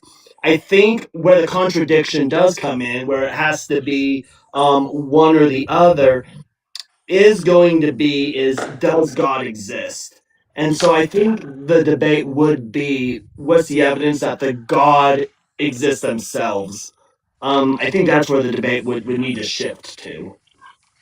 yeah, sure. I mean, so like again, this is like probabilities. So like this entire argument is establishing evidence, and then assigning that probability more likely under God. So I mean, I would say this can still provide an apt response for your question, but like, of course, the point of this argument isn't going to be to defend possible contradictions or in classical theism, because I'm not even a classical theist myself, right? Like, I wouldn't even agree that, creation began at some point. I wouldn't agree with those things, because that again, that's more cans and worms that I don't want to open right now.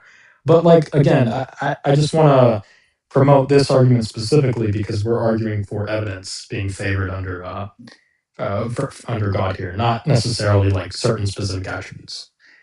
Yeah, but where I'm going at though is I think because the way we're going right now is I don't think, especially with like the listeners, because if we go and we start talking about all the different models for evolution, whether it's going into like identity theory, functionalism theory, emergentism, panpsychism, like there's a few different things that we can go down, and then there's a few that you obviously can go down as well.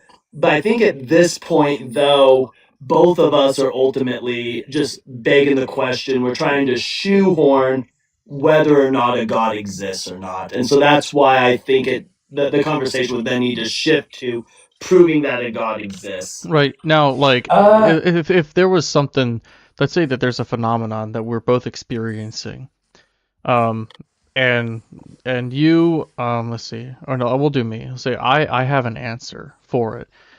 You don't know exactly what the cause for this phenomenon is, but I have an answer. We'll just say, actually, I'll just do the butler thing. So we'll say that there's a dead person in the house, and and I'm saying I know that the butler did it, and I know that the butler did it because the butler is really good at killing, really good at covering his tracks, really good at framing other people, really good at making it look like an accident. And that seems to fit the MO because it looks like the person just died of natural causes. But the problem is the butler doesn't exist. Nobody knows what butler I'm talking about. I've effectively made up a perfect answer that would have high probability of being the right answer, assuming the butler did exist. Like if everything fit his MO and he actually was a figure that existed, then sure. Well, I think that this is kind of the butler in question is supposed to be analogous to God. God would be a great explanation because God is designed by the mind of men to be the great explanation. So he's going to have a lot of really good answers for these questions, right? But the problem is, I think that God is invented from our incredulity. We are not satisfied with not having answers, and so we just make up a perfect one. But even though I don't think that anybody makes up an actual perfect. Yeah, sure. Wait, did you Your stop mic talking went or? out. Oh yeah, okay, that wasn't just me. Oops, sorry. There's Did Were you you hear the whole finished, thing? though? Yeah. I was pretty much done. Yeah. Okay, Touched sure. it a little. Yeah, so yeah, I mean, I'll try one little, like attack.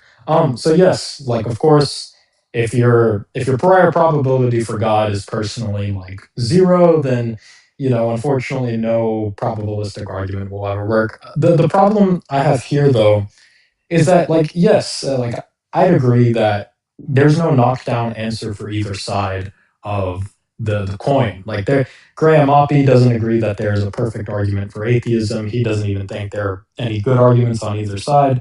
Like the point is nobody has an absolute knockdown argument for either one. That's why like and you could even say like okay, well suppose there is not a knockdown argument for theism, but now, and I think this is what you were trying to get at, theism kind of just sounds like a made up, thingy that perfectly explains this thing. And I mean, the problem with that is that we have to look at prior probabilities because, like, okay, some people try to say, well, we could just attribute some naturalistic explanation in the place of God, and we could be fine and go about our day there. I mean, sure, but like again, you don't know prior probabilities for this naturalistic explanation because, well, they're not there. That's not what naturalism tries to establish. Naturalism ultimately just stops at some point, to quote Sean Carroll.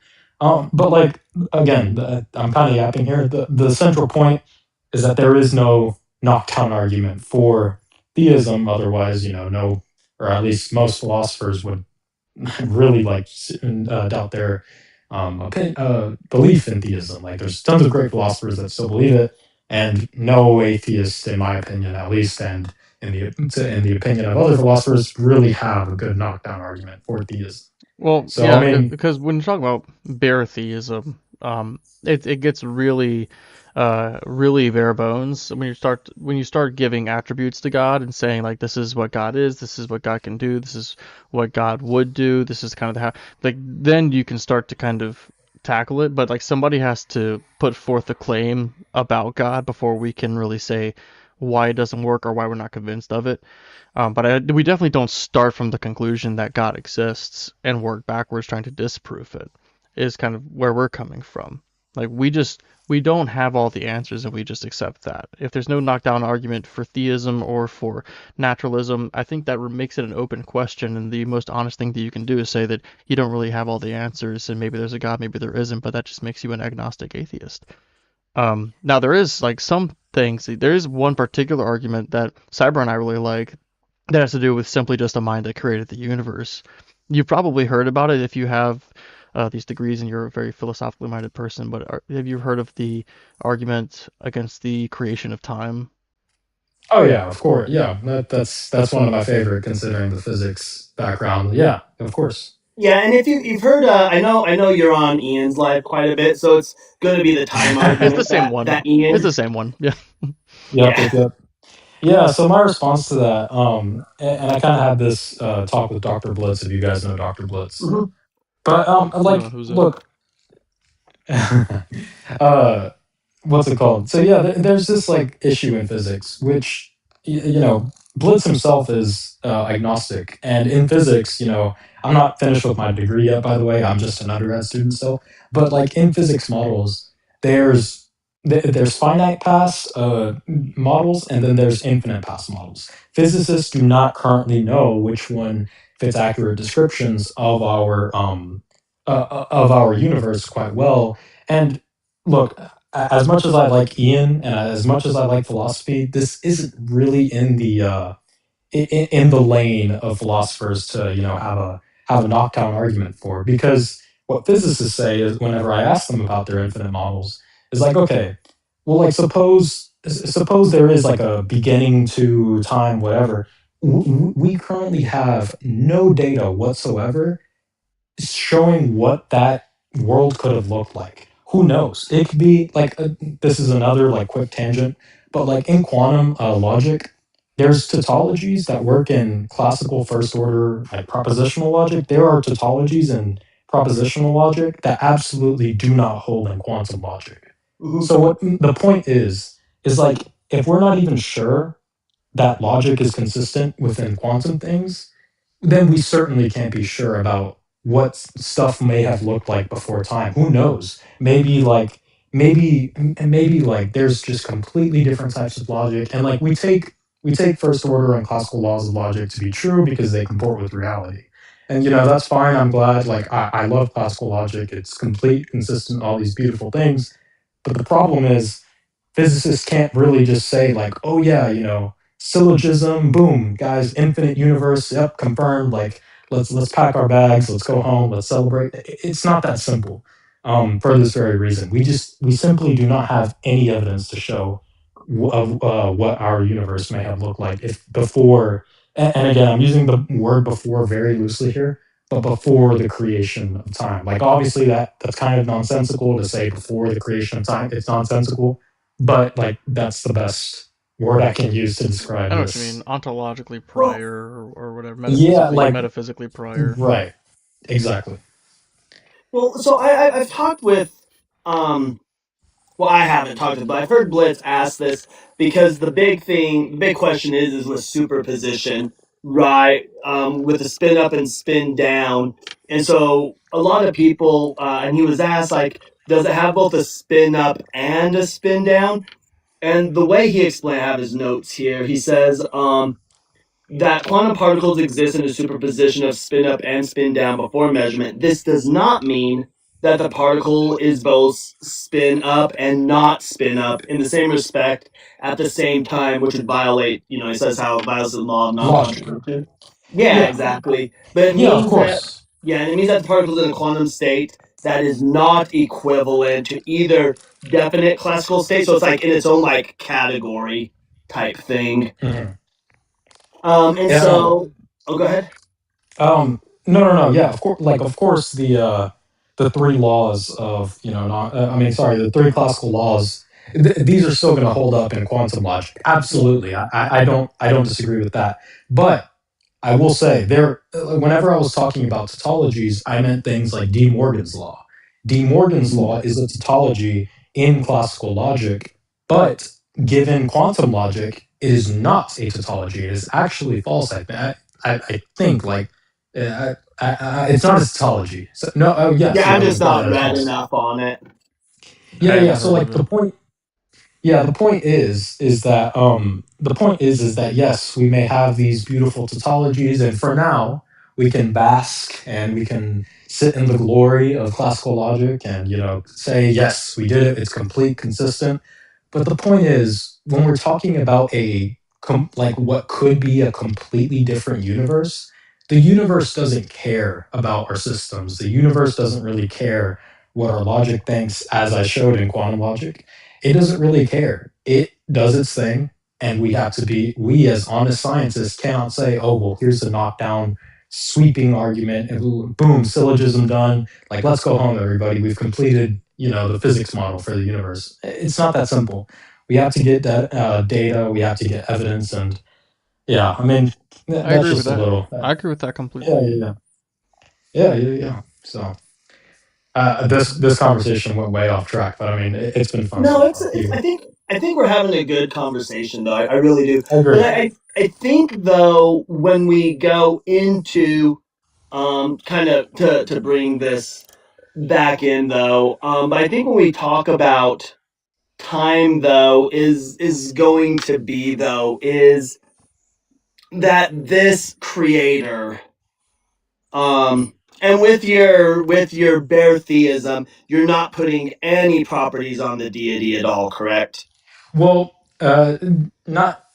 not classical like theist properties. So all I'm gonna say is that this mind has some knowledge, some Mhm. rationality, and some intentional like agency. I'm not saying that it's all knowing. I'm not saying that it's all good. I'm not saying that it's outside. Like nothing of that. All I'm calling it is a mind, and I'm being very like again. I'm being very conservative with my Yeah, definitions that's here. fair. Like That's fair. yeah, Right. right. So the question that I would have though is, and this is one of those things where it's kind of like you're not trying to use like time, but it's kind of hard to word without using time. But I guess the question would be is like if you have a mind, does this mind have to exist in like a space? Is it possible for a mind to actually exist in not a space? I have absolutely no clue. It's a good question, right? But I don't think anybody can. If we're talking about an ultimate like fundamental mind, I don't think anybody really knows the answer to that Yeah, question. But and I agree with you. I don't think, but I but if a mind does exist, and there necessarily needs to be some kind of space. Now, what's contained within that space, we don't know. But I think if that space could exist, then I don't think it's too hard to follow from that that space might have some fundamental fields, and from that we get this universe. right, yeah. I mean, so look, there could be like we could even make this analogous to like the wave function, right? Like a wave function takes Hilbert space. Does that mean that like there could be multiple necessary like foundations here? Like sure, like there could be. I'm happy granting because again, I'm not a classical theist. I'm happy granting that there could just be multiple fundamental realities at the start of the or at again, I'm not using the word start here like in the normal everyday language. I'm just for lack of better terms, the start of the universe. There could just be multiple necessary facts, whatever. I don't know how that works. That again, that's like super theology at that point that I don't think anybody can make a definitive answer for. But yeah, like that Mm. that's kind of the answer I would go. Yeah, and I think ultimately, when we get into like this depth of it, I think this is a case where you and I are both, well, all three of us are going to have to throw our hands up and be like, well, we just have a lack of epistemic access to the knowledge of this at this point in time. Yeah, right, sure. Well, like again, like while this conversation has been great, like remember the original point is just to establish that well under this creator who knows how it works, these state of affairs would be more likely. So I mean, it's a very good argument because it has a lot of questions, right? And there's a lot of good answers, and you could go for hours talking about this Could stuff, which is why I like it. So. Could you give me is there like a name for the argument? I'd like to do more reading into it. Yeah, sure. It's called Thanks, Christine. psychophysical harmony. All right. Yeah. Zeno, Short name, I know. I'm gonna move on to another guest, but this has been really great. Thank you for being good Oh, for sure, faith. man. You're definitely Likewise. smarter than I am in a few fields with your degrees and everything, but I appreciate you taking it easy on me and being receptive to the things I had to say in response. Hey, you have good objections too, man. I love how you can like just have a beer and do this stuff. Like keep doing that. That's great. That you have things that I will never be able to do. So I mean, props to you as well, man. Thanks for being good faith. Absolutely. Have a good night. And that's true. I can have one beer. If I have more than that, I just check out. But I might have to get another one. So one day we need the Zeno Loeb show, and it's just both of you having 2 beers, and we'll see what comes off of that. Like, hopefully nobody gets hurt. Right. But let's give Zeno some W's in chat, though. Yeah. Super respectful. As I've listened to Zeno, not only in Ian's live, but in a few others, I've got a lot of respect for Zeno. Super respectful. Yeah, I wanna thank people too real quick before I bring up the next guest. Christina the Godless is here. She sent me that snail. I appreciate that, Christina. And Mikey sent some support. Zeno, but with an X, of course, sent some support. You got some from Lupine, looks like. Mikey again, Delfer, and somebody said RS daughter sent one. I didn't see this snail. I try to always call out the snails when they pop up, but I didn't see that one. So thank you, RS daughter, for sending that. Yeah, this is always my goal, the snails. Anyway, so I'm gonna get one more beer, and I'm gonna get this next guest up. But hey, HD2, are you at least 18? Yeah, I'm 18. Okay, what prompt do you want to talk about? Is it God real? Thanks, Poopman Jones, for the snail. Yeah, we can do that one again. Sure. So Is my audio good? You sound fine. Yeah. Is God real? Why should we think God's real? Okay, so I found the fine-tuning argument very motivational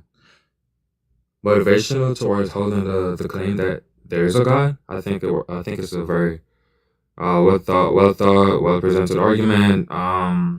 So yeah, do you want to talk about fine-tuning? What about fine-tuning do you think proves that God is real?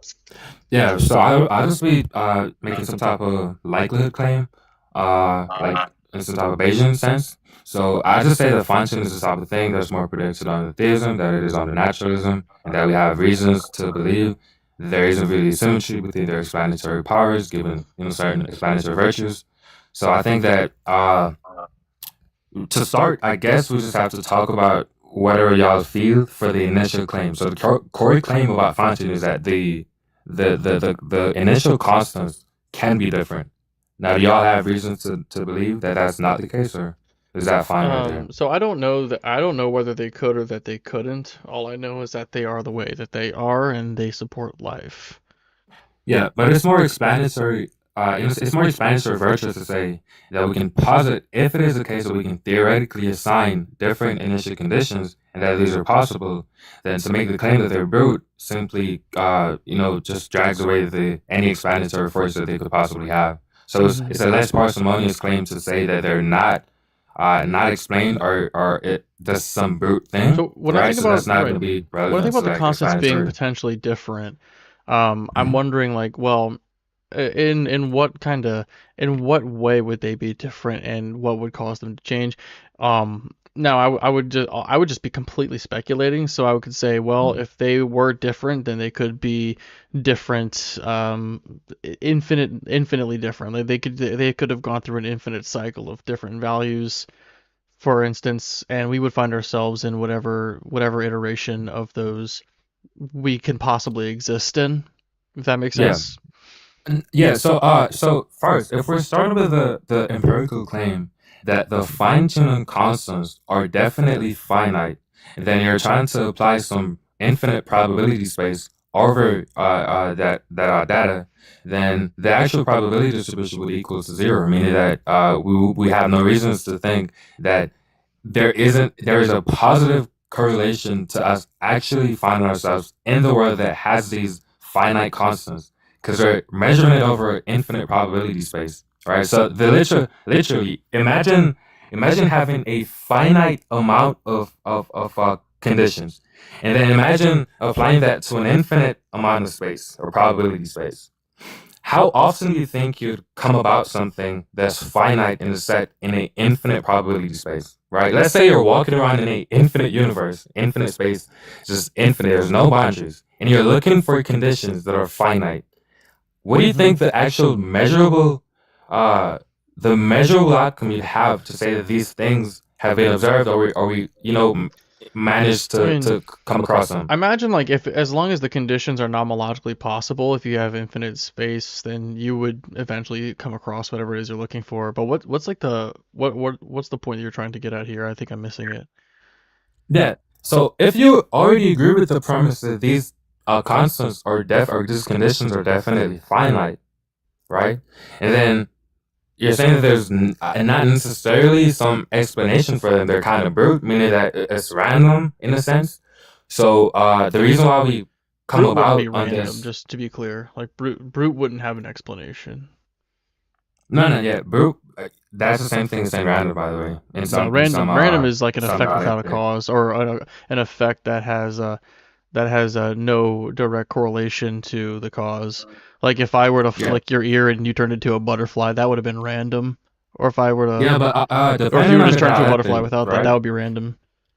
Yeah, but depending on the dialectic, right? If you just say that random is the type of thing that's without some type of intention, right? There wasn't any intention in the outcomes, and that's why it's random.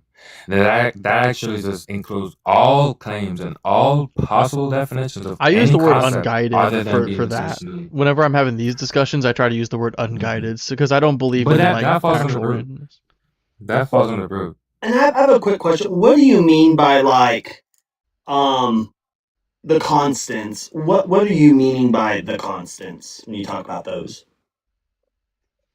Yeah. So within physics, right? Because it's obviously a physical claim about these numerical values. Now you have the constants, for instance, the strong and weak nuclear force.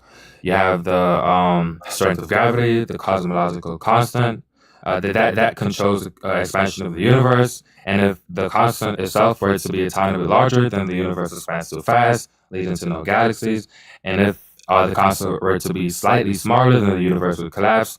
And then I think the actual number that they give is 1 part in 10 to the 120th power, which is the most extreme unknown in like a physical sense in physics now. And then a strong nuclear force that holds atomic nuclei together, then the weak nuclear force, it controls nuclear reactions in stars.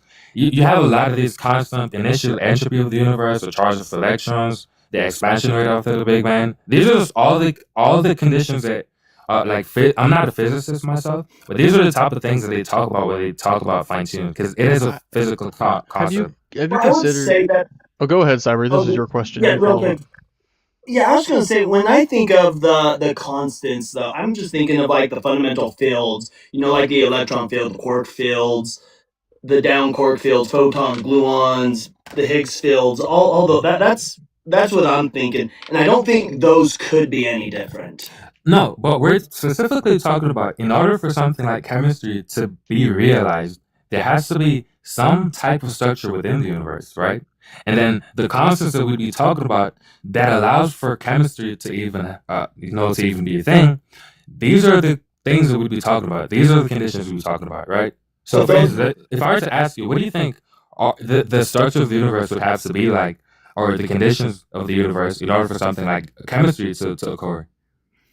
Well, because what I was going is like, for example, in order to have a strong nuclear force, you have to have a gluon field. It's contingent on there being a gluon field. In order to have the weak nuclear force, you have to have a gauge field, right? Those already have to exist, and those are the constants that can't change. Again, are these fundamental fields? That's why they're fundamental. They're required for all these other things to happen, and based on the excitation of these, and how they're excited is going to depend on how the universe goes, and how those are excited. I think that can be different, which is going to depend on how the strong and weak nuclear field goes. It's going to depend on all that stuff. Is contingent on these other fundamental fields. Okay, so the problem is, right, gauge fields would be the mechanism. What we're talking about would be the values. Now, yes, the weak nuclear force obviously arises from gauge field, and at least a standard model. But what fine-tuning is talking about would be the numerical values, right? When you look at hypothesis and you're trying to say how well does this hypothesis predict this data, the data that you'd be looking at would be some type of numerical value, like constants, symmetry breaking scales, and like vacuum exploitation values, things of that nature. So now, the existence of gauge fields only tells us what kind of force exists. Fine-tuning is telling us how strong it is, the actual numerical value of the force, so how it behaves, and whether it allows for life to be possible. Right? You can have the gauge field. The gauge field is not going to tell you the numerical value of the thing, like the weak nuclear force. So it could be many. Actually, bringing up that makes the point, right? The gauge field is a thing that a lot of physicists point to and say, look, that's the thing that allows for it to possibly be many different numerical values. And we're saying that fine-tuning is the specific numerical value that allows for life to occur, right? So I'm just saying that would probably be a little bit irrelevant to the values. Well, yeah, but what I'm saying though is like, so I believe in a Big Bang and Big Crunch model, right? So that's what I believe in. And I believe it could be the case. I don't think there's any contradiction in saying that, let's say the previous 10 Big Bangs and Big Crunches before our own, let's say that the way these fundamental fields were excited never made it possible for there to be life. We could have had this going on for maybe 10,000 Big Bang cycles, and they never met the conditions for life to come to be. But this Big Bang that we went through, the fields were excited in such a way where it did make life possible. And then once we go through this next big crunch, we might go through the next Big Bang, might have life on it, or it might not have life. We don't know. I'm saying that those values can change, but the fundamental fields are still going to be there, and it's going to depend on how they're excited. Yeah, exactly. Yeah, it does seem reasonable. Now, like, have you ever considered HD2? Have you ever considered like God's nature being, if he's all powerful, he's the one who's setting the constants, he's the one who created the universe, he's intending for life to come about. Have you considered that he could, with his omnipotence, sustain life even in a universe where the constants otherwise wouldn't allow for life? Well, I think it wouldn't matter to the sense of the hypothesis. So if you're just asking with God, you could predict many things, right? So yeah, to respond to your question specifically, yeah, obviously God could have operated in many different ways. Right. So because we're just talking about the probability is why I bring it up. So yeah, like exactly. if God, that means God could create life under any circumstance of whatever these constants are set to.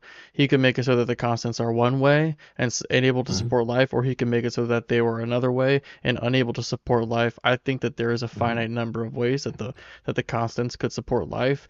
I think that there's probably an infinite number of ways where the constants could not support life and God could sustain life anyway. So if you have greater ways that God can have life than ways that God could have life without the constants supporting it, then you have ways for life to be supported by just the constants. That means that God is more likely to be expected to do it without the constants doing such a thing. But it also means that theism in general just doesn't make predictions about fine-tuning. So if theism doesn't make predictions about fine-tuning, then fine-tuning can't really be used as evidence for theism, because we're just talking Nah. about a probability space that life could exist. If God exists, life could exist no matter what the constants are. Yeah, nah. So under theism, right? If we're just positing some type of being that is, yeah, as you said, omnipotent. He's he's intelligent. The type of things that we'd expect would be axiological motivation, and it's not going to be surprising that the universe is set up in a way that allows for embodied and rational beings.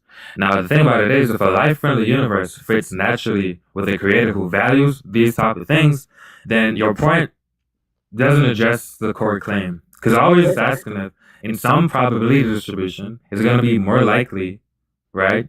Such that the idea that it is expected under theism and not theism isn't measurable, then it lends explanatory power to theism. It just means that ultimately we have to discover this God so that we can learn what exactly this God is like. Is God actually omnipotent? Is God actually intelligent? Did God intend to make life, or are we just like this tenuous fucker that can't, like, we just happened anyway while he's trying to create a universe that's antithetical to life, but he's got blind spots and he didn't notice Earth where life popped up despite his best intentions to create a universe where it was impossible. I mean, we have absolutely no idea until we can discover God to learn about it. And I have a quick clarifying question. Wait, nah, I don't think that. Yeah, clarifying question for me. Yeah. Are you made a comment, so I'll make sure I'm not going to like straw man you. No, yeah, go ahead. Are you suggesting that this deity values life?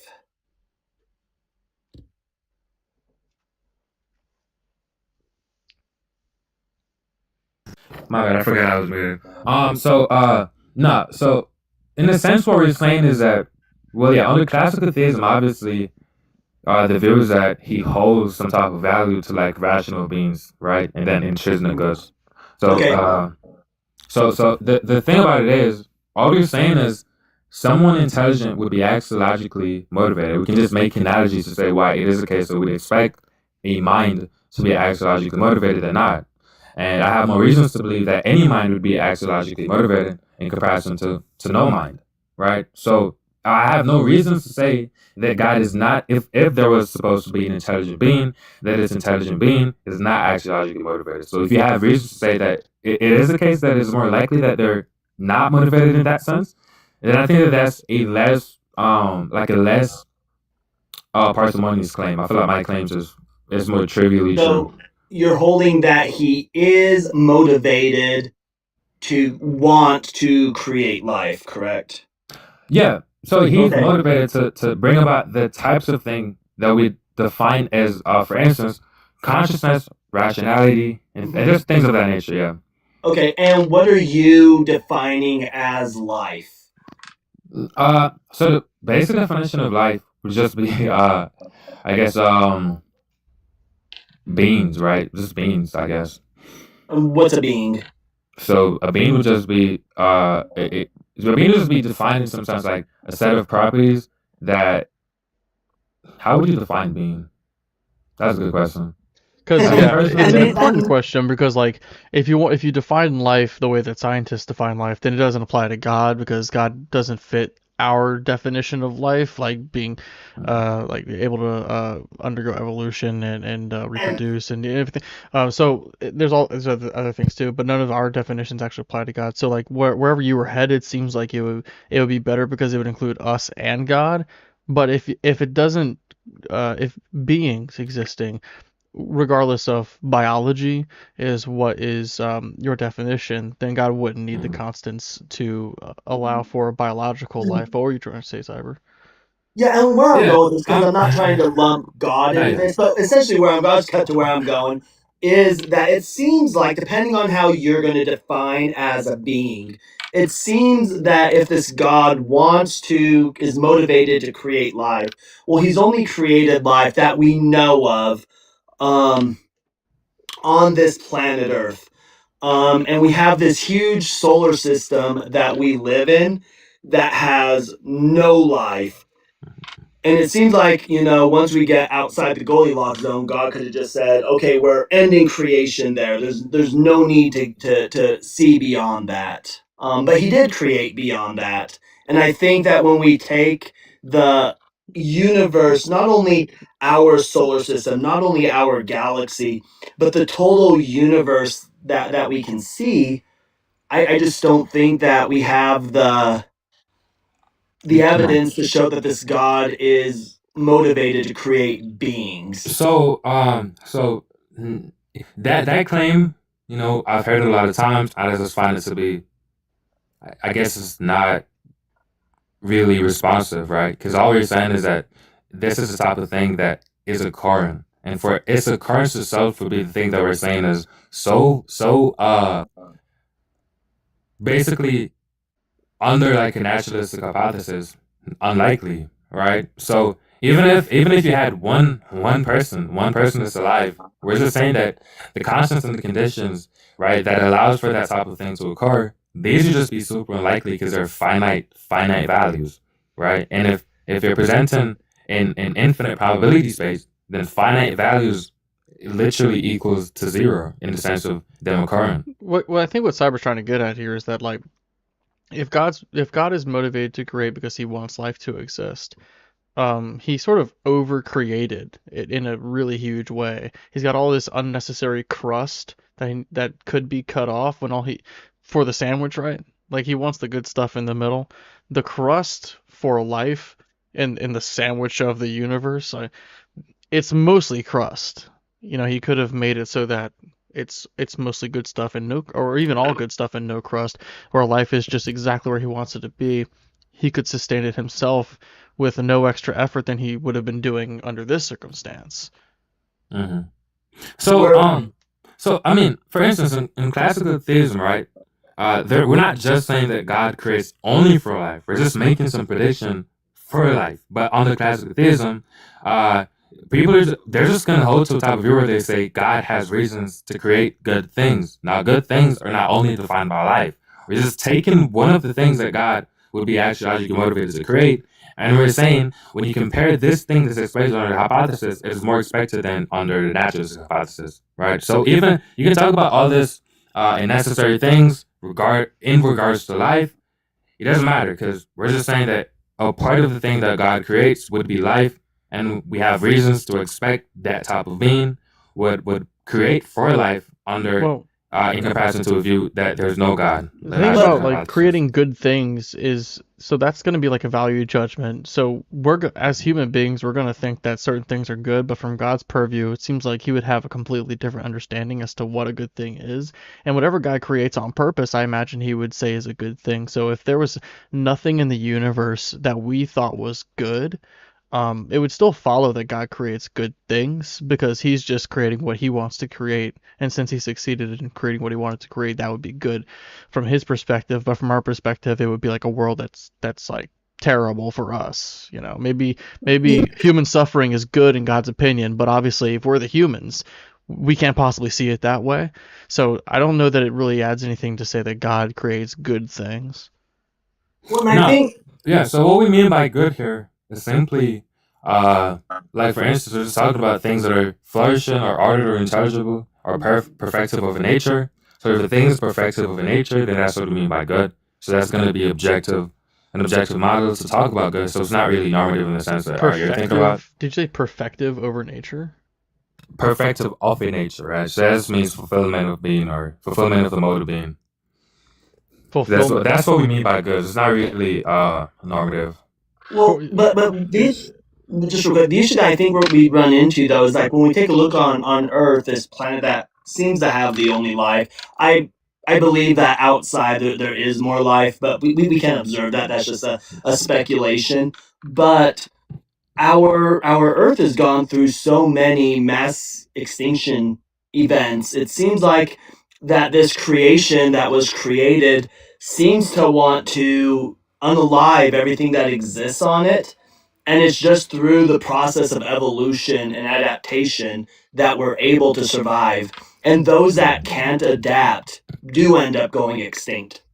Yeah, so if we were to take a simple expansion of virtue, like prevalence, for instance, and we just compare that data with another data, and we say, would it be more likely that something wants life to occur if you have all of these events that seem to be detrimental to life, but somehow life seems to persist? Then under that type of model, would it be more expected that this type of thing occurs if there was some type of intention or purpose that pushed towards allowing life to persist than not? Now, obviously, if the only data that we have is to say, well, life does persist, then that just lends more credence to a claim that life wants to persist. And what we mean by life wants to persist is there's some intention, there's some intentional act that brings about the persistence of life. Now, obviously, this is not an argument for God, but it's just simply based on the data that we observe that life persists. To make a claim, even if you see all these events that seem to be detrimental towards life, right, that'd be counterproductive because all you're saying is even in spite of those events, life still persists. So it'd be counterproductive to kind of say that kind of shows you away from this idea that life wanted or there was some intention behind allowing life to persist. It Right? just That's seems just like it counterproductive. just seems like it changes or adds additional context to what you were originally saying, where God wants to create life. It seems like God is more or less indifferent to the life once it's created. Like he's like, I want there to be some life, but I don't really care what happens to it. They can suffer, they can go extinct as long as there's a little bit of life. At least until the sun expands. Then I don't want any more life anymore, and that's gonna be a very brief moment in the grand scheme of time. So it just seems like, Mhm. yeah, I just don't know really why God would do that, and of course, I think that's relevant if we're talking about what God would or wouldn't do if He Yeah, it is wants relevant. Yeah. life to be created. Yeah, it is relevant, right? It's a fair point. The thing about it is, well, the claim, right? The thing that we're trying to get to, the thing that we're trying to get to is, does that make the explanatory power weaker than like a naturalistic model? Because even if I don't grant it, but even if I were to grant, right, that it seems somewhat aware that God wants life to persist, but somehow he seems indifferent towards life.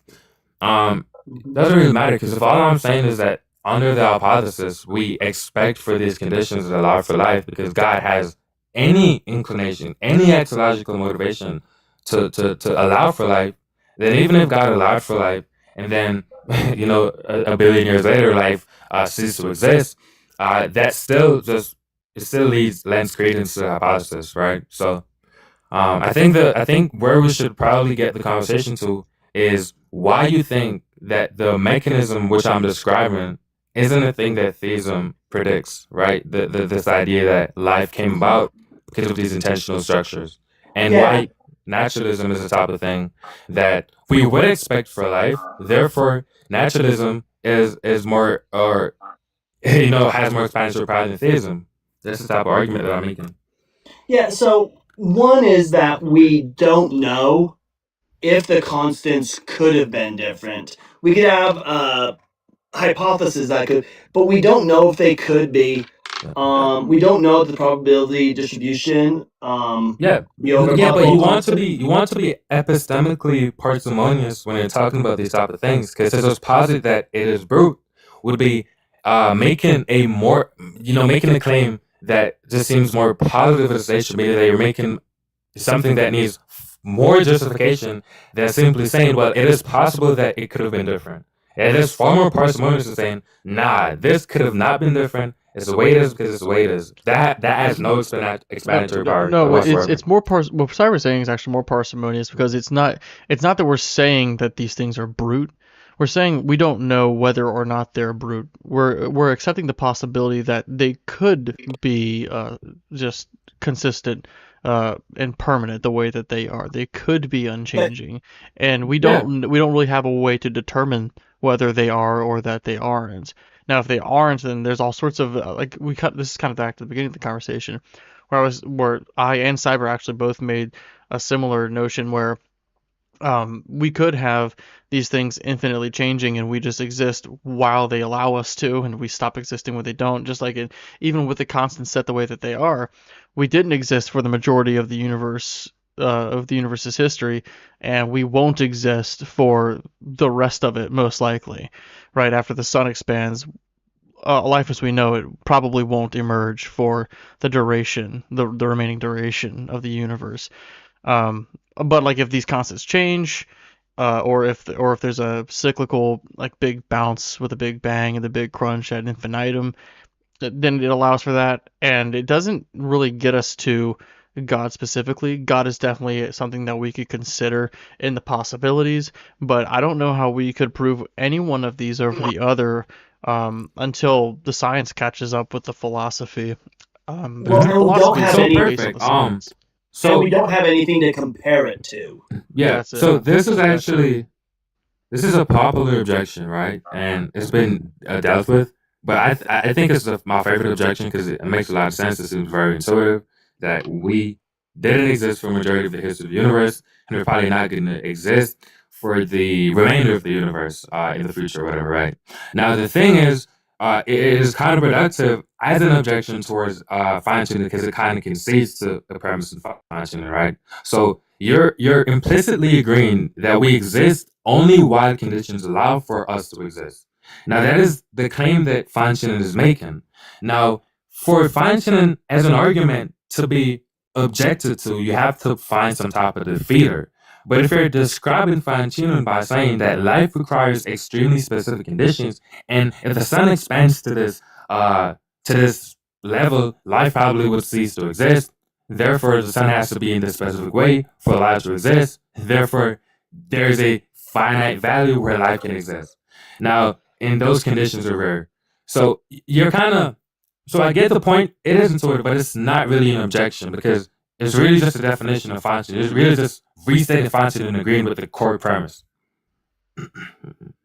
Yeah. So basically, like, if life is unlikely, I think that would be I think that would actually go against. I think that would be evidence against a God that wants to create life. Is kind of what I'm getting at here.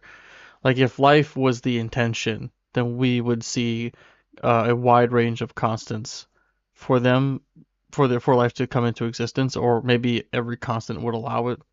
Because God's setting the constants, He's determining what they do. He's deciding what the conditions for life are with His omnipotence.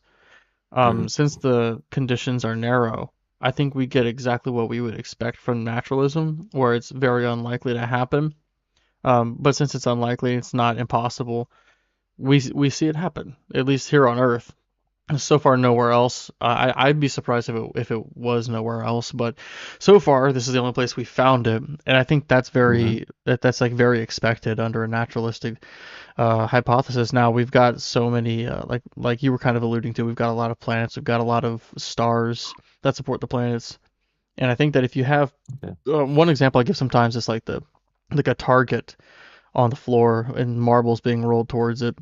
What are the odds that if these marbles are being rolled randomly that they'll get perfectly in the center of the target? It's unlikely. Like I'm talking about the proximity between the Earth and the Sun. But if you've got trillions of targets and trillions of marbles, planets and suns, I'd be very, very surprised if none of them made it right on the target. Yeah. Okay, so you want us to talk before we went on? Sorry. Oh, yeah. I was gonna say, like, it reminds me of the puddle poem. I'm sure you've heard of that, where you have this puddle that finds itself in in a hole, and it looks around and it's like, hey, this hole is perfect for me. But what he doesn't realize is, he's slowly evaporating, and then one day he finds himself gone, and he starts to get distressed. But the hole wasn't actually fine tuned for him. The hole could have got there all sorts of different ways. Nobody made the hole for the puddle though. He just thought it was unique because he found himself in it. And I think that's where we're at when it comes to these fine tuning arguments, is that we look around and we're like, man, look how rare life is. And we're like, we're lucky to be here. And it seems super extraordinary. But I don't think that we necessarily get the proof that it was created for us.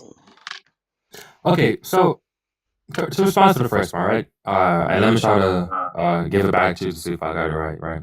So you're essentially saying that if life is unlikely, that would be evidence against a God who wanted life. Because if life were to be the attention, then you see a wider range of constants that allow for life. If God could do this, it's a Under thing a that's within certain God's under a power. certain theistic paradigm, like under a Yeah. God that's triomni, that like knows the future and is the prime mover, then whatever we see is exactly what we would expect, including all of the grotesque, evil, bad stuff. Like that would all be part of the plan Mhm. too. But yes, Yeah, yeah, sure. you've got the gist. So the objection to go through, obviously, we'd have to assume that God has a goal to maximize life. And I don't think that's a claim that theism is trying to make. So classical theism would reject the idea that God is someone who needs to necessarily, or not even necessarily, God is someone who has some desire to maximize life such that there are a wide range of constants that would allow for life. Now, the thing about it is, theism predicts that when God freely chooses to create, because obviously theism holds that God can choose to create or not. So within that, you're already under theism expecting that the amount of values that allow for life are limited by God's free choice, meaning that God could choose to create and it could also choose to not create, but he necessarily creates. So the thing about it is, if God freely chooses to create a physical universe, then he has a reason to create one that allows for rational and conscious moral agents. Wait, Now, you hold though that God is all knowing, correct? yeah. If God is all knowing, does God already know whether or not he is going to create? Does God know or whether or not he's going to? Okay, so I mean, under my view, I hold to creation being the eternal act. So there's no beginning of creation. So there's no like instantiation in like some temporal sense for where God predicts he's going to create. Cause Well, but if we talk about the actualization of creation, though, right? Like he could be internally willing something, but we're it's gonna. simultaneous. Yeah, I hold to like a simultaneous view. So there's not going to be like a slice in time where God didn't create because he eternally creates. So. Yeah, that works for a lot of theistic views where God is outside of time and not in some sense like simultaneous time. But I hold to the type of view where the act of creation is eternal. So for as long as God was, he was creating. So there's not a time where God could have had the foreknowledge that he was going to create because he never began to create because creation is eternal. So God can't choose to create then. No. You mentioned he could choose to create or not to create, So but that's not he's an now entailment, saying he right? can't because he's been eternally creating. So that's not a entailment. I can give an example. I give an analogy, right? So let's say I'm in a room with a lamp, a closed off room with a lamp. I turn the lamp on, and now is for every instance where the light source and the lamp is on and is getting energy. For every instance in time where that is true, it is also true that the room is being illuminated, right? So the room being illuminated does not entail that the light had to be on. Right, so that already just shows you why something relational in a grounded sense doesn't entail that there had to be this necessary thing that makes it the case, right? We're just saying that God eternally creates, not that God necessarily But creates. you turn the lamp on. The reason why I don't like this analogy is because it requires you to turn the lamp on, right? Thus, you had the choice to turn the lamp on or not to actualize the illumination. So right? let me ask you a clarifying question, though. So you're already agreeing that there's not going to be a time for where the lamp is on and the room is not illuminated.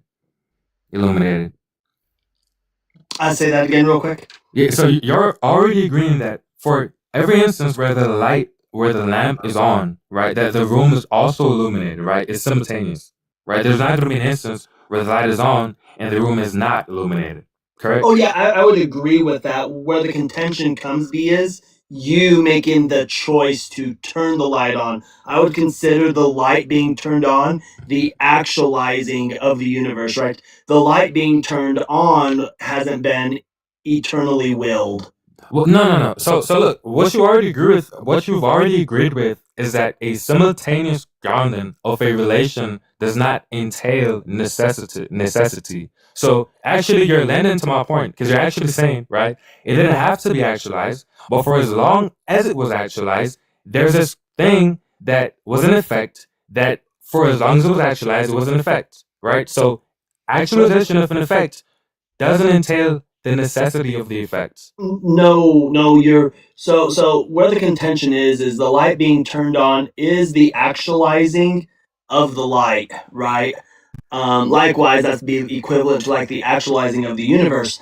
But you had to make the choice to turn the light on in order for that light to be actualized. And we're saying that that choice is the thing that's eternal, because creation is a choice. Creation is an action.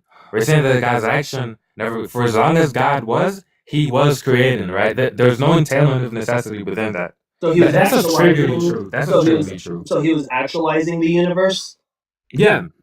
So For if as the long as universe for as has long as been it was. actualized and God didn't make a choice or anything, then the universe is just necessary.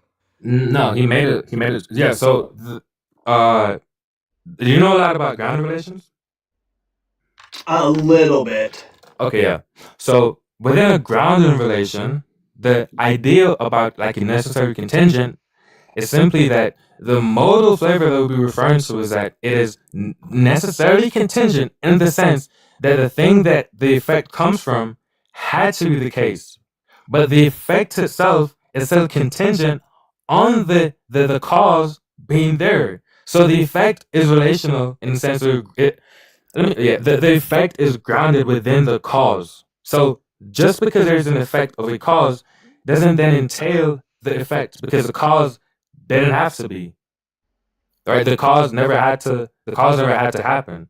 Right? So for as long as the cause is so is the effect. So if you're already agreeing with me that a grounded relation where something exists simultaneously doesn't entail necessity, then there's just we have nowhere else to go. I don't think You're that's the already contention. Like the into it. thing is, like, so if God is choosing of His own free will to actualize, then that means that if He has free will, then He could have chosen to not actualize.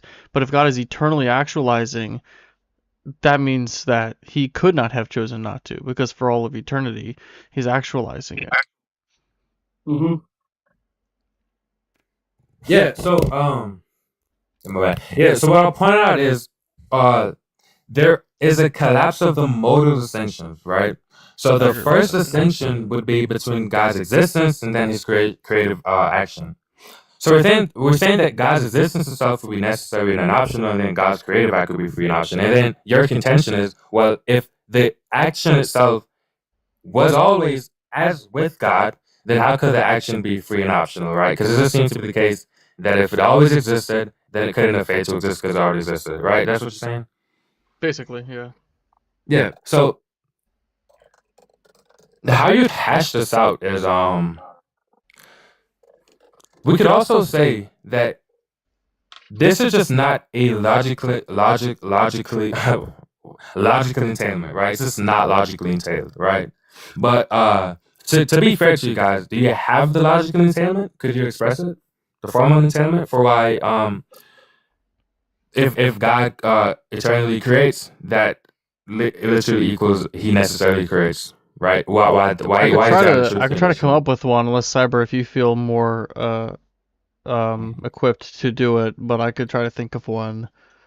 Let me see. So, God will do, and oh man, I'd have to come up with the syllogism on the fly. It's kind of a challenge. Let me try. Yeah.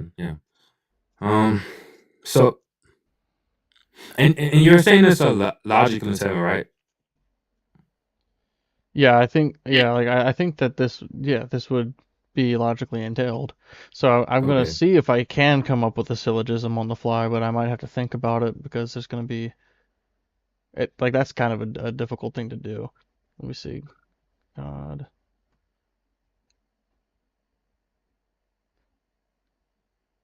And y'all can keep talking while I'm figuring this out here. Mm-hmm. So yeah, I think So you hold that there was never a point in time when God was not actualizing, not just willing, but actualizing the universe. That He's always been actualizing the universe. Yeah. So God's eternal act would be eternal. No, God's creative act would be eternal. Right. So let me try to hash this out. Okay. So So necessary existence isn't identical to like a necessary action. So being can exist necessarily and act eternally, yet act freely and contingently. Now, to try to formalize this, right? You would want to say that a necessary being's existence is not the result of a choice, meaning that the reason why this being is necessary because it has no explanation, right? That's what it means for something to be necessary. The explanation explains itself. It is necessary, right? For all e.g., it is necessary. So God cannot choose to not exist. Now, a necessary being's actions, to say that they're necessary, you'd have to say that it's not a choice, because if it has an explanation, then it is not necessary, it's contingent, right? So if the explanation of God's eternal act is by God's choice that he eternally does, then it has an explanation. Therefore, it doesn't explain itself, therefore contingent, therefore not necessary, right? So it is trivially true that if creation is the type of thing that we're defining as an action, even if it's eternal, the explanation of it is God's choice. Therefore, it has an explanation outside of itself. Therefore, not necessary. Do you get what I'm saying? Come from? A bit, yeah. Yeah. So yeah, that's just But I get the point, right? Obviously, if you want to think about it, eternal essentially means that it couldn't have failed to exist. And necessary in some sense also means that it couldn't have failed to exist. But necessary things are explained by themselves. They don't have like an external explanation, right? But actions, even if they're eternal, they're explained by the actor in some sense, just to make an analogy. So they're not necessary in that sense. So they do have like a, I guess you could say, shared property, not property, shared explanandum, I guess. So you're denying that the universe began to exist then? Nah. So I just hold to like a grounding view, right? That God is the cause of the universe, but the universe didn't begin to exist. If we're accepting the view that time is the type of thing that we define as within the set of things that exist, right? Well, so where I'm going at is like, so you have the idea that God was eternally willing something, but eternally willing something isn't actualizing, right? So, for example, you can have somebody who is eternally willing that they're going to have a kid, right? They want a kid, and then later on in life they actualize it. But there had to be something that happened that caused that actualization. And so the question is, was God eternally willing or was God eternally actualizing? But the problem we run into with the God is eternally actualizing is that, as far as we go with the Big Bang, we do know about how far in the past the Big Bang was. So that seems to be evidence against eternal actualization. Nah. So I guess I wanna say that the Big Bang. I feel like you obviously know this. The Big Bang obviously is not some claim about the space or the ultimate space that the universe has, right? The Big Bang makes no claim. The Big Bang literally makes no claim about how long time was, because obviously prior to the Big Bang, physicists are not going to make a claim that there was something or there was nothing. Correct. Yeah, exactly. So there's, you could hold to like infinite past, right? You could just say that the past stretches infinitely back or whatever it is. And that's consistent with my view, because I'm just saying that God is the ground of you say the universe in some sense, the fact God is the cause. So that would be consistent with my view. Whether or not you believe in infinite past or infinite future, infinite finite past, finite future, really doesn't matter. I think I might have a syllogism ready, but it might need some workshopping. What do you think Yeah. about this? An eternal act is always actual. God eternally actualizes the universe. All of God's actions are a direct result of God's nature. God's nature cannot be different. God can choose whether or not he actualizes the universe. Okay, so first of all, what do you mean by act there?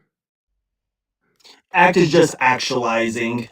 Okay, right? And then God eternally actualizes the Well, hold on. universe. This is his. I know how I would. Sorry, Logan. I'm not defining your terms. No, I apologize. that's true. Like, yeah, that's a good way to put it. It's just actualizing. I think that's the simplest way to put it. Yeah, somebody. So first off, I wanted to point out that this syllogism is actually agreeing that, in a sense, that the universe has an explanation. You would agree, right? And the explanation would be within God's nature. Under this paradigm, I'm saying, because what was in contention is that God could not choose to not actualize the universe. That would make the universe necessary. That was what Cyber was saying. And so you asked for like a logical support. So I tried to come up Yeah, with a syllogism. yeah, that's fine. So let me try to go through it again. An eternal act is always actual. God eternally actualizes the universe. All of God's actions are a direct result of God's nature. God's nature cannot be different. God cannot choose whether or not He actualizes the universe. So, premise two would be false, because obviously, the conclusion. But I guess that's what your argument is trying to say. Premise two would be false. Oh, Um, so I was just because I thought that you premise would said that have to be false for your argument to go through, though. you said premise 2. Would have to be false for your argument to go through, I think. Because if you're saying that God eternally actualizes the universe, and it's saying that the universe has an explanation, right? And God is the explanation. That's not but the reason I brought this up was because God's will was in contention, like whether or not God can choose to create the universe. Because if he could not have chosen to create the universe, if there was a circumstance where he could have chosen to not create the universe, then it would not, then that would be free will. But like if God cannot choose to not create the universe, that means the universe is necessary under this paradigm. Yeah, I guess we do it like we could go with like modal logic. Maybe this cleans it up a bit. If God's eternal act is necessary and identical to his essence, then God's eternal act cannot be otherwise. God's eternal act is the eternal actualization of the universe. Therefore, the action. So this would be conclusion one. Therefore, the actualization of the universe could not be otherwise. Conclusion two. Therefore, the universe exists necessarily. Okay, so no, I think that argument is a good validation of the argument. So the most important distinction, I think, is to say that an act can be eternal simply by virtue of the agent being eternal, not so it doesn't even entail the act being necessary already, right? Do you get what I'm coming from right there? Well, because you said he's been eternally actualizing, which means that since, I don't like saying God popped into time because we know that God doesn't. But just for this, bear with me. If God like popped into time, well, if we're considering that like eternal, well, as soon as he pops into time, the universe has been actualizing as well. As long as God has existed, well, then actualization has been in existence as well. Thus, he can't choose otherwise. Right, the universe exists as long as God exists. If God exists, then the universe exists. Okay, Essentially, is so what it is. God didn't choose to create it. so I just wanted to point one thing out, right? When you're saying that God's all of God's actions are a direct result of God's nature. This is something that we have to hash out, right? Because his nature simply would be just defined as a thing that determines what actions are possible, right? Now his will would be the determination of which actions are actual. So premise three is only talking about premise three is kind of equivocating on Well, okay. flowing from God's nature and forced by God's nature. Because if God acts eternally, then God's will is eternal, and his will would be contingent, or his will would be, I guess, contingent on his nature, right? So he would be. No, wait, no. So I'm saying his nature would simply determine the things that God can do, right? You would agree that's trivially true. But if based on God's nature, he is always choosing to actualize the universe because he exists eternal. Are you saying that, just to be clear, God is absent of time, right? That God is in an atemporal state, So that's why he's eternally acting. Is that your view? I just want to make sure I have that right.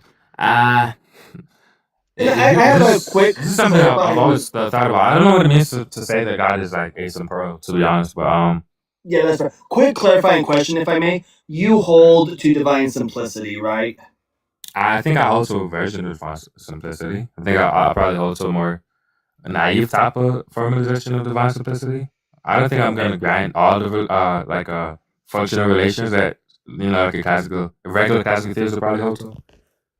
Okay, so I'll let you keep hashing that syllogism out. I'll So go- yeah, so like, the reason I did premise 3 here is because whatever God wills, I was saying, well, actually, let me just ask you, just so I understand, what determines what God wills?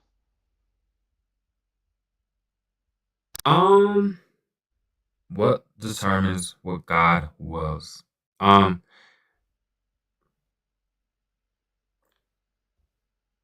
I think that God's will would be non-derivative, so I don't think it's determined, right? So God's think it'd be will like would a- be A non-derivative. separate thing. That means that Mhm. it's necessary, right? Yeah, well, God has a will, and God's a necessary being, so yeah. So then God's will is necessary. If based on God's will, his actions derive from his will, as a direct result, then that makes whatever he does necessary. When we fall into modal collapse, where the universe is necessary and everything that occurs in the universe would be necessary as a direct result. Yeah, you know what? That's like a Thomas view. I don't think I hold to it. Let me see. Yeah, so that might have been a blunder. So That's gonna be a blunder number. I'm kidding. The word blunder is so, it tastes so bad.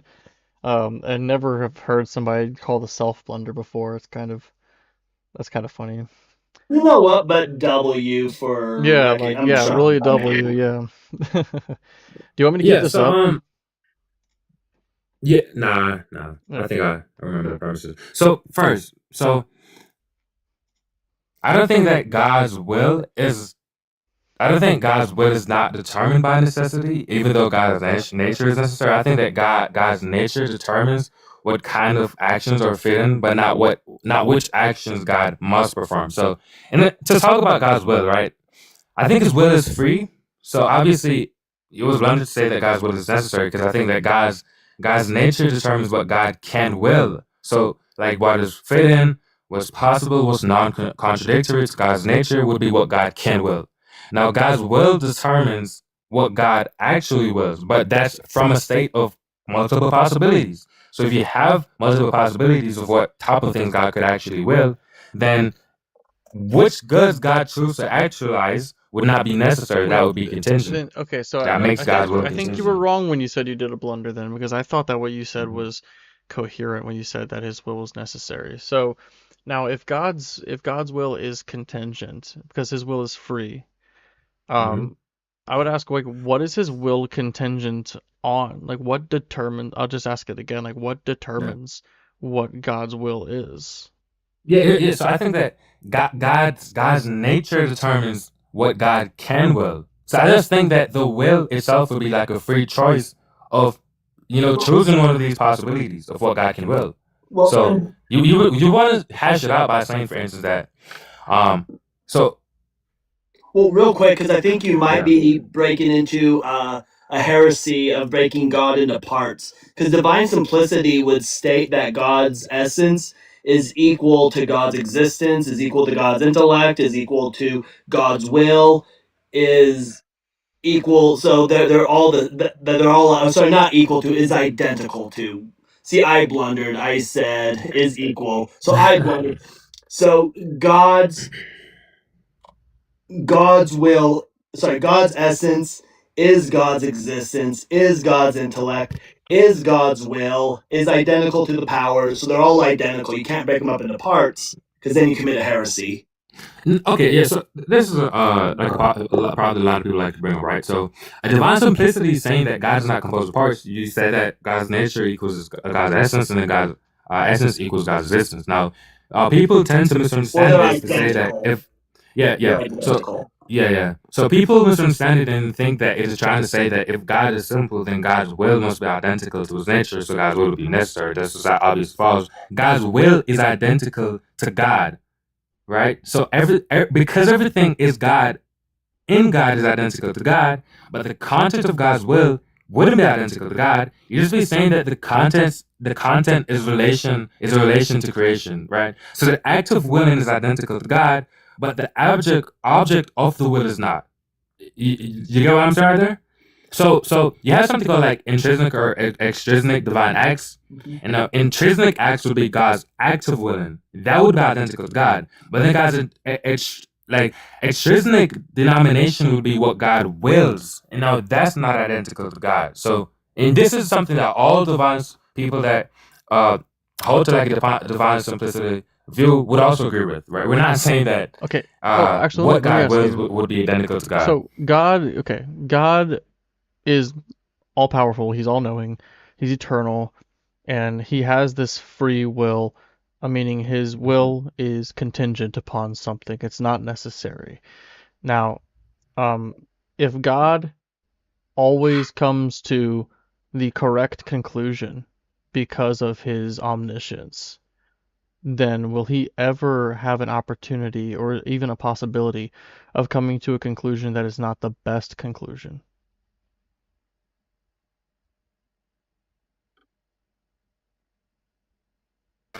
As far as what to do. Yeah. So, like a flawed Like conclusion. if God's always going to do the best, like the best thing, the best possible thing, Yeah. then that's what he's going to do. He's not going to ever do anything other than what's the best thing to do. So whatever God does it would just follow that it must be the best thing even if we don't understand it. Yeah. But if God can only do the best thing because he's always just going to do whatever the best thing is because he's omniscient, then that would preclude him from doing anything other than that. He can't come to another conclusion. Okay, so the thing is, when we talk about what would be these best conclusions, right? I think that you can have many best conclusions and then express them in like a inconsumable way, right? You could say that creating a universe would be the best possible thing. Not creating a universe could also be the best possible thing. Creating a universe with different creatures could be the best possible. Creating a universe with the same creatures. So you can actually just say that there are multiple best possible things, and then God can freely choose between those multiple best possible things. But then the question, though, is going to be like, if the act of willing is numerically identical to God's necessary essence, what explains how the objects of that act could have been different without the act itself being different? Yeah. So I've already laid out that it's going to be a range of possibilities, right? So the content itself would be freely chosen from the range of possibilities. That's why there doesn't need to be an identity relation. Well, what Right. I'm saying, though, is if it's freely chosen and God's all-knowing, because, God is equal to his knowledge, what would be different, though, in him choosing something different? Because it would have to be something different in his knowledge. Nothing. So there's no identity. If you're asking if something changes, like intrinsically with God, when God chooses to will a different content, right? Now, there's obviously no, because if we're just saying that God's nature, in some sense, defines the possible things that God can do by virtue of them not contradicting His nature, then if that is a range of possibilities, then God in some sense could freely choose to pick one of these possibilities. Let me ask That's you not this. going to be changing God's choosing. So, do you think that in God's view, it's better to actualize the universe than to not actualize the universe? It's better to actualize than not actualize.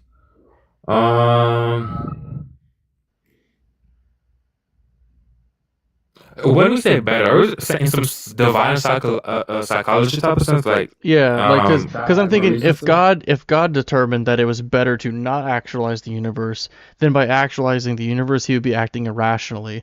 But I can't fathom that an omniscient being would ever act irrationally.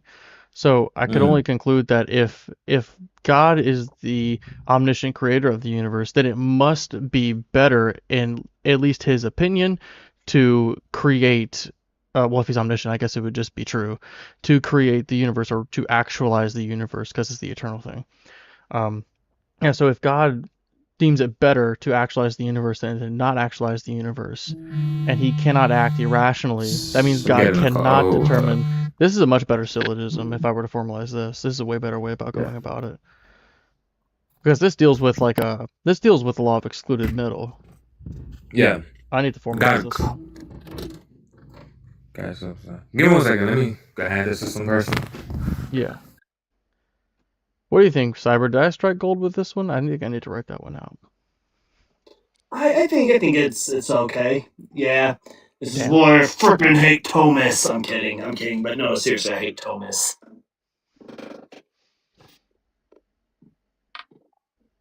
I don't know though. I just don't know how we can, because if God's intellect and knowledge. Oh, he's back. I don't know if y'all are. I wasn't talking shit about you. I promise. That's fine. I don't know if y'all are willing to wait, but I have to go collect some groceries. That's fair. Gotta catch them all. You know what? I will give you a follow. I would love to continue this conversation. You've been a good guest. Yes. Yeah. I didn't know what to expect with a picture of the car, you know. Yeah. Alright, so maybe I'll come back tonight. Maybe I'll come out like next time. I gotta go collect some groceries real quick. I'll be live again tomorrow and the next day. I'm about to call it though. I started early because I've been getting no sleep from going live so late, so I'm trying to be a little bit better about that. Usually it's by necessity, but I'm off today, so I was able to do it. But real quick, I feel like we owe it to the chat. The chat needs to feel like this got spicy a little bit. Can you just like throw some philosophical insults at Lobes up there real quick? Lobes? Philosophical insults. That's a hard thing to do. I feel like Loeb is No, I can't, bro. That's fair. Yeah, I'm terrible at rhetoric. Yeah, so that just means that your logic sucks and your arguments are invalid.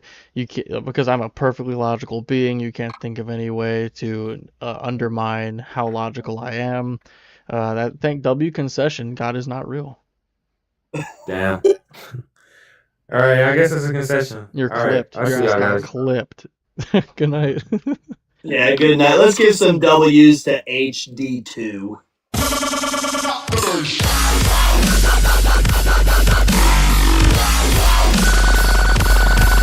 Yeah, that was great.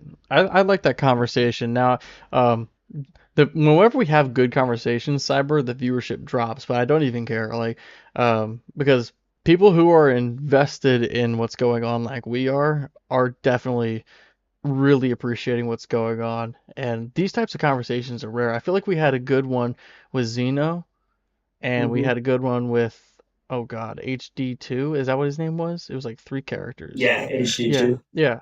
We had 2 really good really like in-depth conversations. The first guy, Zeno, he was kind of over my head. I don't think I was really on the same like intellectual level as him. All I could do was just appeal to my skepticism, so he's got me there at least. But if I can't understand it, then I can't believe it, so I'm still in the same place. Now this last guy, I think it's fantastic that he was able to hear what we had to say, genuinely consider it rather than just dig his heels in, and revise things that he said and admit that he was revising them and saying, I said something I shouldn't have said. I thought that was great. I mean, that's like, that takes some intellectual honesty. And I think the reason why I was like surprised is because I was sure I saw that PFP before and the dude sucked, but maybe he was a different guy. Maybe it was might have been. Yeah, well, and a lot of when it comes to the philosophical debates, a lot of them are going to depend on how they get treated. Some of them, if you come off being uncharitable to them, they're just going to be completely uncharitable to you. But somebody had asked, let me go see, Steve-O saying, how is he wrong? I think ultimately he was. and it's something that we needed to dig into a little bit more. But obviously, he has to go take care of real life things, so we can't fault him there. But again, the idea of divine simplicity, and so this is the big problem with the hypostatic union with Trinitarianism is that once you start explain how this Trinity works, you're always going to end up committing a heresy. You're either going to break God into modes, you're going to break him into parts.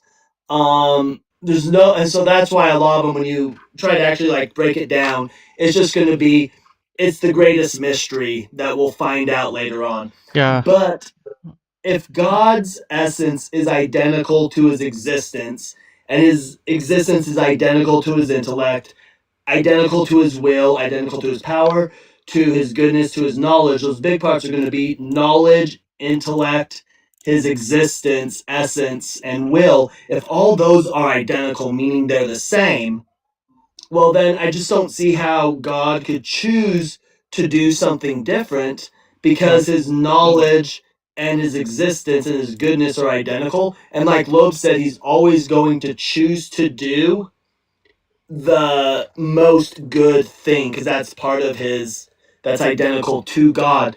And so if he created life, well, then God deemed life to be the most good. And if he doesn't create life, well, then life is not, or then life then would be the most good because they have to be identical.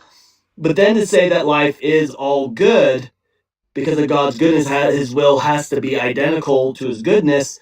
Well, then once we run into situations with the mass extinction events, well, is creating life good or is destroying life good? It seems like whatever, if we consider this type of God to be true in reality, then whatever happens is good because it's preferable. Like it's better to allow this crazy, bad, evil, sick, twisted, wretched thing to happen than to not let it happen. In fact, it's necessary because the causal chain led up to it, and God was the starter of that, knowing what would happen. So, with there, I think you just get to a contradiction where um, God deems that good is good, and he also deems that bad is good and that evil is good. But like if bad and evil are the opposite of good, like means not good, then God thinks that these things are good and not good, which Yeah, and I I think is think irrational. yeah, that's where you get into some irrationality things. But that's where I would have loved. Hopefully, he comes back because that's where I'd really love to see the conversation go. Is, you know, how that all works out. But I know you're trying to hop off, so Yeah, thanks for joining me. You were a little later than you said you would be, but it's okay because I think you came in right at the time where I was starting to get faded. I wish I could do these earlier. Being a working parent of small children, like it makes it really difficult to do these things at like a more favorable hour. But thank you for coming and right. thanks for the this can't be the same 40 people that were here before. But thank you to all you guys who have been watching. Um, I see that Matthew in here has been loving the conversation. That's great because I see that he's probably Orthodox or something based on the name. I love it when I get people who are believers that appreciate the live. It lets me know that I'm doing something right. Like I'm actually being good faith, and that's something that I value. I think that you got a lot of people on here who are great, uh, like great debaters, but they're not exactly always good faith, or they're really maybe they're good faith, but they're just nasty. So I really I want to do. create a space where we can really explore this thing and hopefully think together as two halves of a whole brain. Yeah, I do have a quick question for Matthew. Because I hear this a lot where they'll say that good is grounded in God, but the question is, like, does God say, um, let's take murder for example. Is murder bad because God says it, or does God say it because it's bad?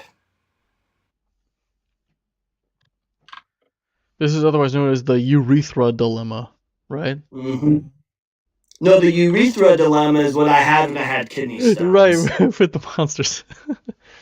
The latter. He says that they're bad because they are bad, meaning that they're not grounded in him. But if they're bad because they're bad, right? Well, what made them bad before God said they were bad? I think he would say it's Because God grounded is now. in his essence, and when he says it, he's just like, I guess, verbally expressing what his essence naturally entails is probably the response. His nature, essence, I think the same thing. I think I might have nailed it.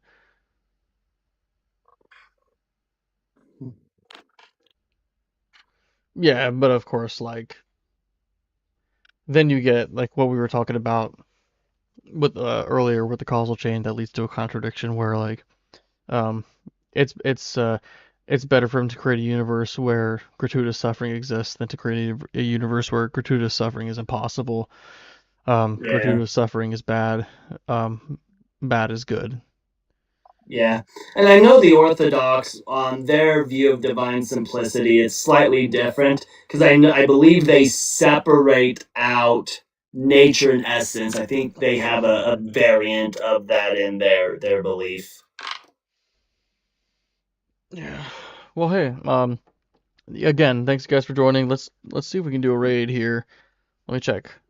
Who's I have a feeling it's going to be Yodi. Probably Yodi. It's usually Yodi. Let me go look too. I'm going to hop down. He's not live. Too. According to this. Okay, I'll hop down. I'll go look too. We've got. Let's do Tiny Science. Let's go, guys. Go raid Tiny Science, okay? He's wonderful, and he's live right now. He's got 90 people watching. Yep. Well, go raid Tiny Science. Some lube sent you. I'll see you guys tomorrow.